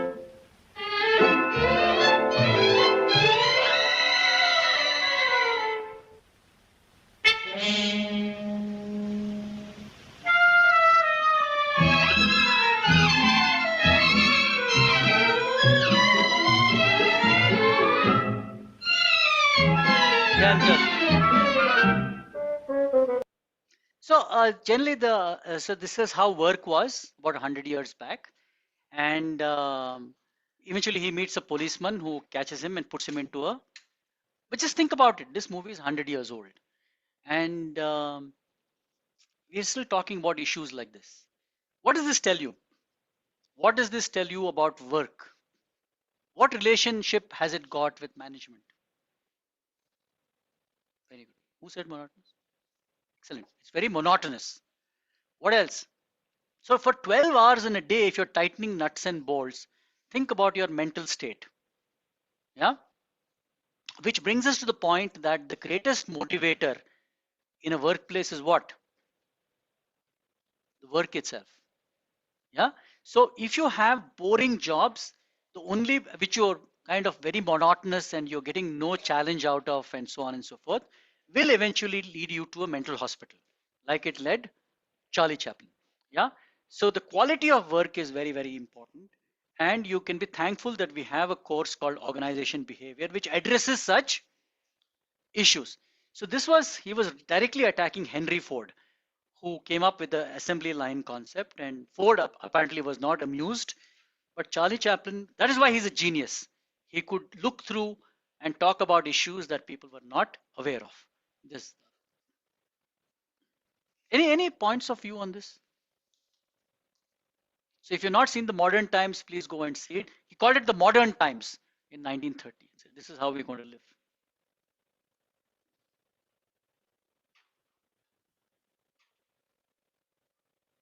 Yeah, that Mel Gibson.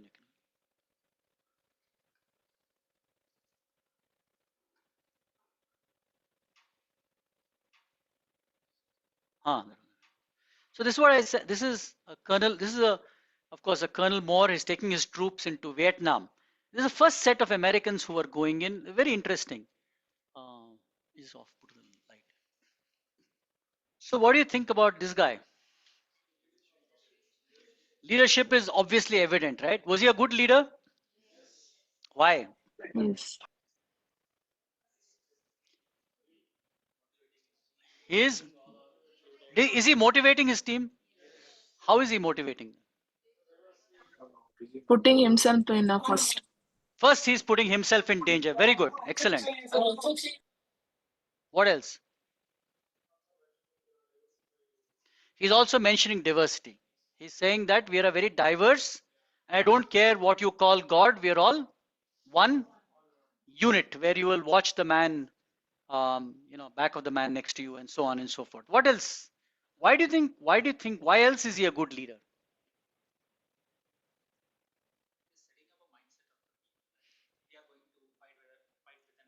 So what is he doing there? What is he doing there? He's setting up a mindset, correct? What else is he doing?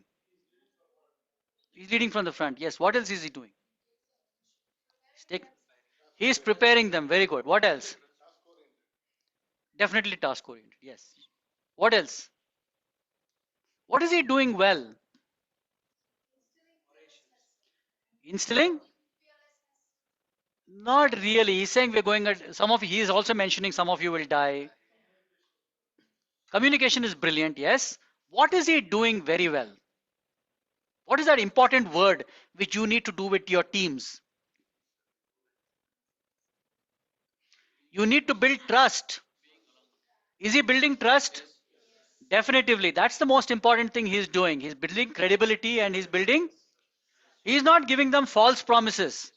He's mentioning the situation as it is, but also saying that I'm your leader and I will make sure everybody comes home. Yeah. I think this is a brilliant example of leadership and many aspects of management. Let's go to the last one. This is a conversation between a young officer who suddenly found himself in a leader. Just hold on. In a leadership position and his crew. There is a guy who's older but junior to him. Yes, you can also play subtitles. Yeah. So let's watch this and we can talk about it. Yeah. Mr. Tyler, permission to speak freely. Of course, Chief. This is the Navy, where a commanding officer is a mighty and terrible thing. A man to be feared and respected, all-knowing, all-powerful. Don't you dare say what you said to the boys back there again, I don't know. Those 3 words will kill a crew, dead as a depth charge. You're the skipper now, and the skipper always knows what to do, whether he does or not.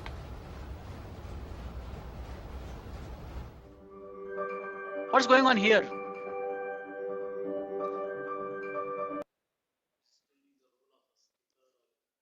Yeah, so this young guy becomes the captain and he tells his crew, he tells his crew, I don't know what to do now. You cannot do that in those organizations. Maybe vulnerability is a good thing in your organizations where you can tell your team, I don't know what to do. So you can have a discussion, but in places like that, you better know, if you're the captain, you better know, a commanding officer, you better know what is, because people will look up to you. Also brings home the fact that there are different leadership styles, and you should also be aware of which situation to use which style in. Yeah. And you can't use the same style everywhere. So for example, a consensual style where you call everybody and then you have tea and cake and biscuits and then or cashew nuts and discuss what is the best course of action doesn't apply in these places. You are made captain because you will take charge and know what to do. Yeah. If you can't do that, then you better not get into those positions. Similarly, in many organizations, the manager can't say, I don't know what to do next. If you can't lead, then don't get into leadership positions, because a poor leader does a lot of damage.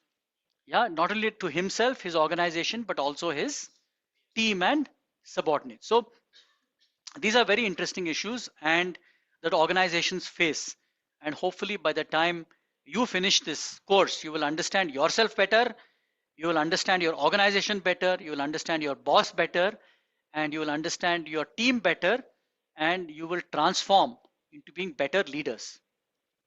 So good, I finished today's class. Any questions you have? Thank you, Imtiaz. Hmm. Yeah, yeah.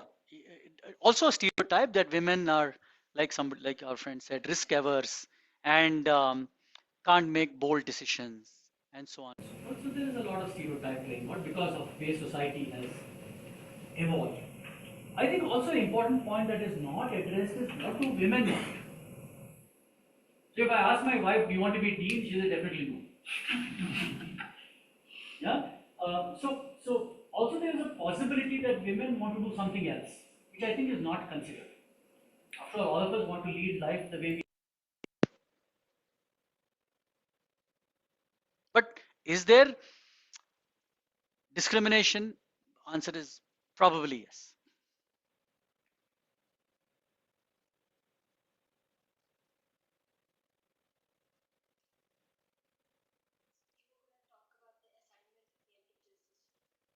It's already been sent to you by email. Just check. Yeah. You got a zipped file. It consists, I think, of 6 articles. Please read them carefully. All of them are outstanding articles. 200 words, I believe. You got a month's time to finish this assignment. There's plenty of time if you do it well. Please make that video properly. Don't ask me where. It has to go up on the ERP, at least the article, the written document. The video should be sent to me by email. Please don't ask me how. I don't know. You go and figure it out. Yeah. Because about 2000 students before you have done that.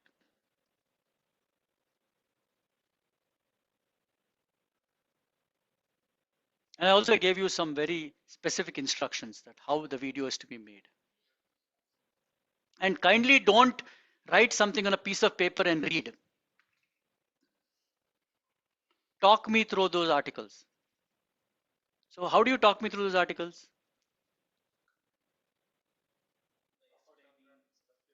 By first of all, you reading them properly. Absolutely.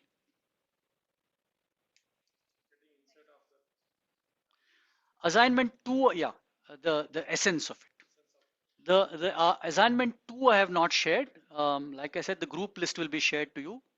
Each group will have, sorry, 2 case studies. Yeah. And every member of your team is supposed to prepare both case studies.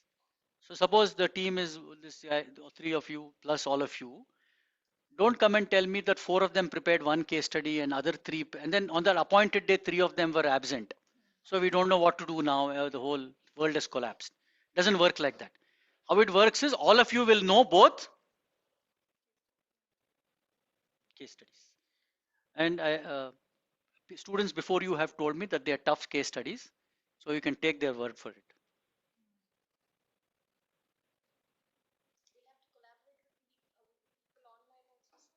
Yeah, if they are in your group, yes. So reach out to. Yes. Except if they are overseas or something like that.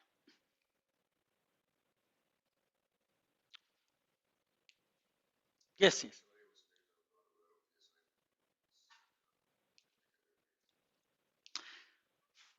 So assignment has got assignments are 2. Each carries 30 marks. So the evaluation system is structured as follows. It's got assignment 1, 30 marks, assignment 2, 30. I just spoken about assignment 1. The 6 articles, you have to read them. It's already been sent to you. You have to read them, make a document of 1200 words, and you have to make a video of 10 minutes. Yeah. And explaining these articles. That is assignment 1, carries 30 marks. That's an individual assignment. You are being tested. Assignment 2 is a group assignment. It has 2 full length case studies, yeah, which you're supposed to read, understand, and come here to discuss those case studies in the classroom, right? I'll give you a time slot one Saturday, morning or afternoon. You will come in your time slot with your team, properly dressed in a jacket and so on and so forth. If you wear a tie, I'll give you some marks extra. Yeah. If you come with your shirt hanging outside and looks as if you slept in it, you will not be allowed to present. Very clear about it, huh? Please take me seriously. Yeah. If you come shabbily dressed, because whatever you guys might think, I respect myself. And if people come shabbily dressed, I will not allow them to present during the assignment. Other times you do whatever you feel like doing. So I was talking about assignment 2. It's a tough assignment. These are 2 full-length case studies which are discussed in the best B schools in the world. Yeah. So pay attention to them. Read them multiple times. Some cases are tougher than other cases. Yeah, it's unfortunate. That's how the cookie crumbled. The world is an unfair place. Also, if you have 7 people, 10 people in your group, or 8 people, or 5 people, and 3 of them ran away, just bad luck. The other fellows have to work harder.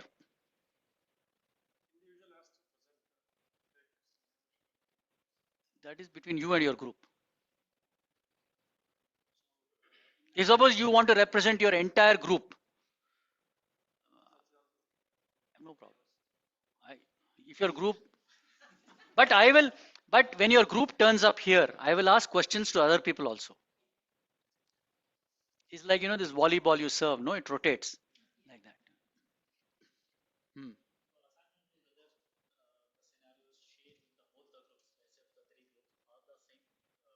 No, every group gets very different case studies. So you might get Google and Infosys. He might get Shackleton's journey to the South Pole and say Enron, which are both very difficult cases. He might get HP's management style or leadership style or whatever, and some other case. Steve Jobs' leadership or something like that. So different groups will get different. Somebody might get Ritz Carlton, and how do they manage their people? You read them. They're very interesting cases, and please appreciate the fact that these cases are used in the. Suppose you go to Harvard Business School and you pay $1.5 crore as fees, you will get these cases. Yeah. So also be grateful. So I don't know who told you what, but this is a serious program run by serious people. Yeah. So bring that to the table, please. And also understand that you're working professionals and you're doing a master's program. We're not in 4th standard, 5th standard. So let your work reflect that. If you give me substandard work, copied stuff here and there, some faculty will give you a 0. Don't come and weep with me afterwards. Because I also believe in faculty autonomy.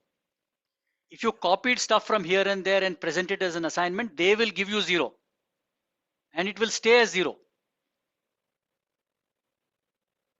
Yeah. So do good work. You have chosen to be here. I want this to be a good learning experience. Not that you just take your degree and certificate and leave after 7, which you will do. Like I said somewhere, our failure rates are very small. Yeah. So the program is designed to let you get your degree, but with substantive learning and a transformation in how you think and work. Because whom am I responsible to? Who is my customer? Definitely no. If you think you are my customer, the answer is no. Perish the thought. Who is my customer? The industry. And my job, and what are you then? You are the product.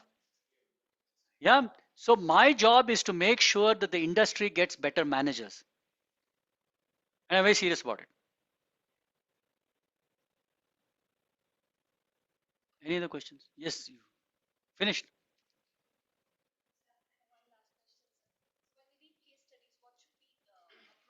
I'll give you the question. So generally the approach is, what is the case about? So do you have a understanding in management terms? So for example, Sir Ernst Shackleton went to the South Pole almost 100 years back or more. It is a scenario set on a and management aspects to it. So I want you to understand the management part of it. Yeah. You don't have to worry about how the ship was navigated or how it was built and what is the ship stability and so on. You need to understand the management part of it. Every case study has a problem. Yeah. What is the problem and what is the solution you are suggesting? I want to know your suggestion. Yeah. What is your suggestion to the problem that was there in the case? And thirdly, since this comes at the end of the course, whatever you have learned in the course, how is it associated with that particular case? So, for example, coming back to this Shackleton, you will have learned leadership, you will have learned motivation, you will have learned team dynamics. So, make that association clearly. Conceptual understanding in the class, how is it related to the case study? I want that association to be very clear. I want whatever you learn here to be taken back to your organization. This is not some textbook learning. Yeah, so if you learn something here, you need to take it back to your organization and apply it and see how it works and come back and tell me that, Captain, you've been talking nonsense, this doesn't work at all. Yeah, so that is the discussion I want, because that is how real learning happens. Simply if you learn something and then you keep it with yourself.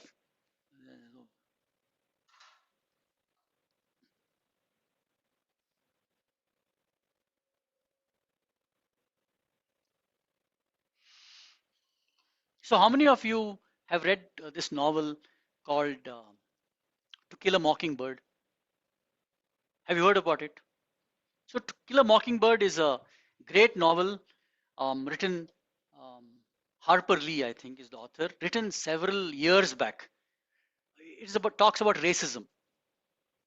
Yeah, everybody in that country admits that it's a great novel, but they continue to practice racism.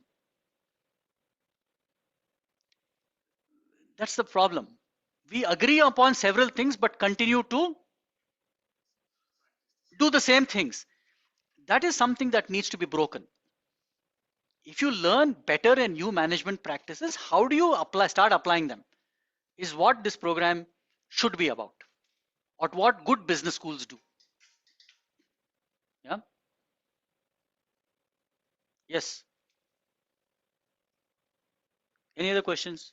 Anybody told you exams are online and all that stuff? No. Okay. What else? They said you just enroll, pay the fees, you will get degree. Anybody told you? No. Okay. Let's get all those out of the way. Any other thoughts you have?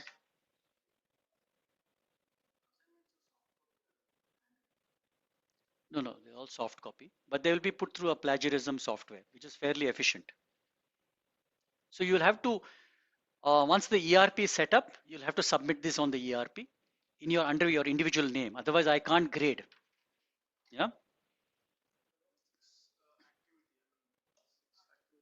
6 articles.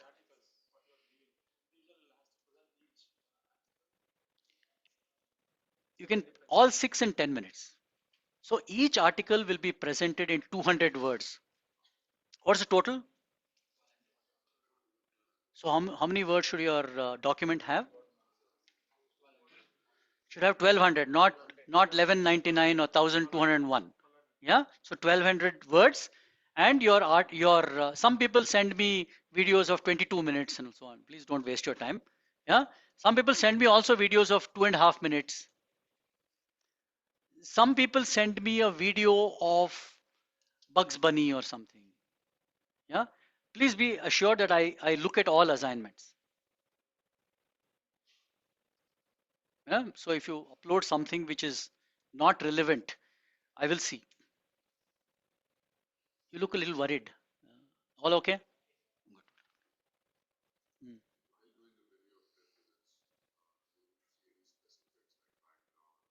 Yes, I explained it in the. If you read that assignment, the background should be good. You should be properly dressed. I also mentioned that if you have underclothes hanging at the back, when you make the video, I will deduct marks for that.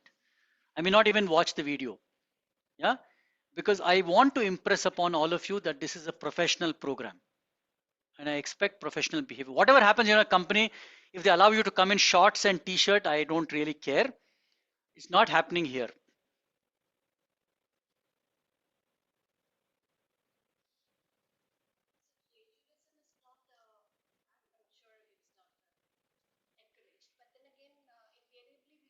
20%.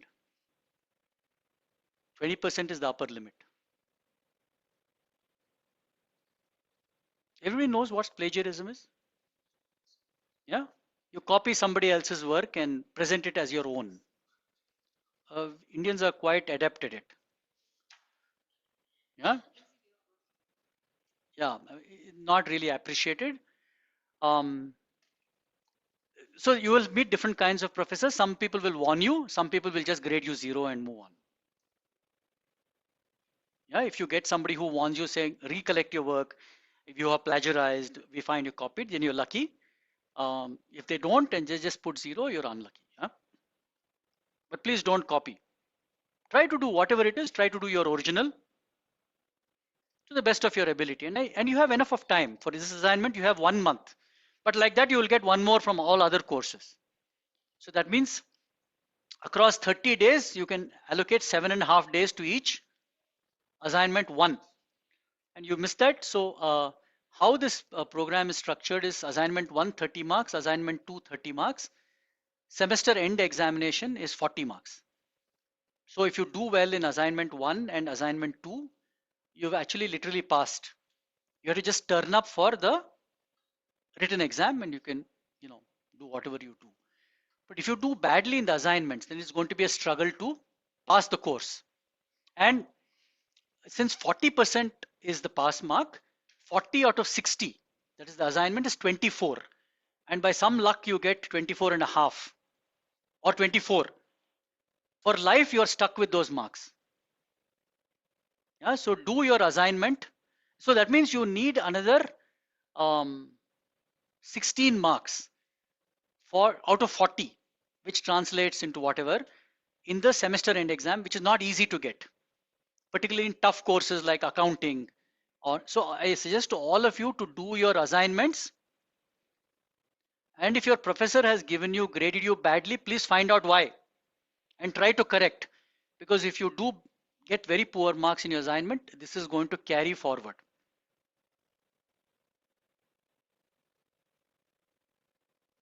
Yeah.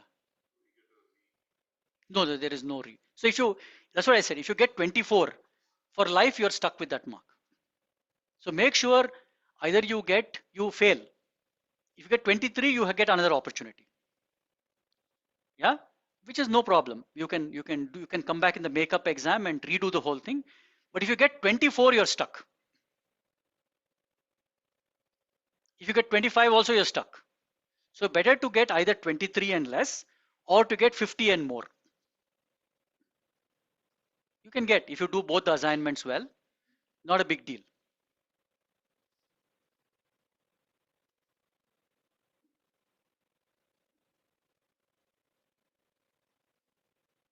What else? I hope you had a good experience. Enjoy the rest of the weekend. Hello, sir. I have one question. Yes, please. Hi. So there's a situation. I'm referring back to the diversification that you're talking about. Okay. Diversity. Diversity in the organization.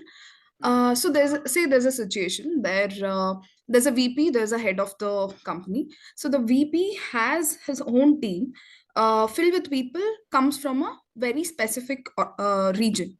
Okay. He hires only as per his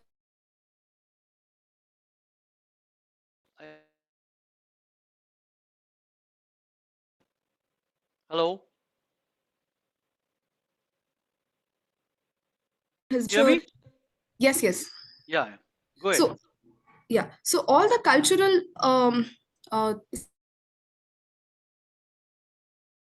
it's a win-win situation. The company is doing good, all the profits are good, everywhere it is booming. But as a head of the company, only problem is there is a regional people who is in his team, but he's driving it good.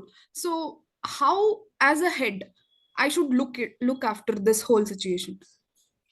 So it depends on what the culture of your organization is. If your culture is pushing for diversity, then obviously he's not doing the right thing and your HR is not doing their job. So by looking at his team and see, all managers have what is called as an in-group and an out-group. That is people they trust who are closest to them And people who are little, not necessarily they don't trust them, but they're more comfortable with a certain set of people. But if it becomes very regional and very parochial in that sense, then it's a very sad thing. If people, do that, it Mhm. should not be happening in top flight organizations. I think it speaks very poorly of the organization culture if this is allowed to continue. That doesn't happen in really good organizations. And if you are in one such organization and you find that there is no redressal, I Mhm. strongly suggest you look for something else to do. Yeah. All right, sir. But he, as a manager, he is Doesn't doing matter. all Soon, good. soon is going to have problems. Yeah. All right. Yeah. Yeah. So Yeah. in the short term, it might look good, but in the long term, you will definitely have problems if you have people with. So for a brief time, um, I was the director HR in of a IT company. Surprising as it may seem, because I came back and then I applied to this company, and they said, "Come and join us as director HR." I was surprised actually more than them because I had no idea about HR. Every day when I used to drive to Whitefield, when my driver used to drive me to Whitefield, I used to read one HR textbook. That was how bad it was. But I was surprised with the lack of diversity, and where this guy had everybody from his native place, and they used to have piped music in one language. It was very sad. Um, that company did very badly as the days progressed. So there is no way you can justify lack of diversity and parochialism. It doesn't work in the long term.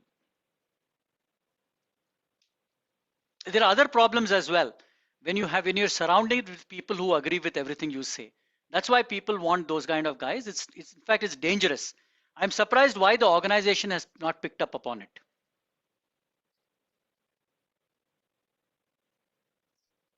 Good afternoon, sir. Sir, Yes. I work in a startup right now wherein the CEO has mandated that every person, regardless of their position, holds the same level of management in the sense everyone has the same authority and control. But in this situation, there are positions wherein you have a HR manager and a HR intern.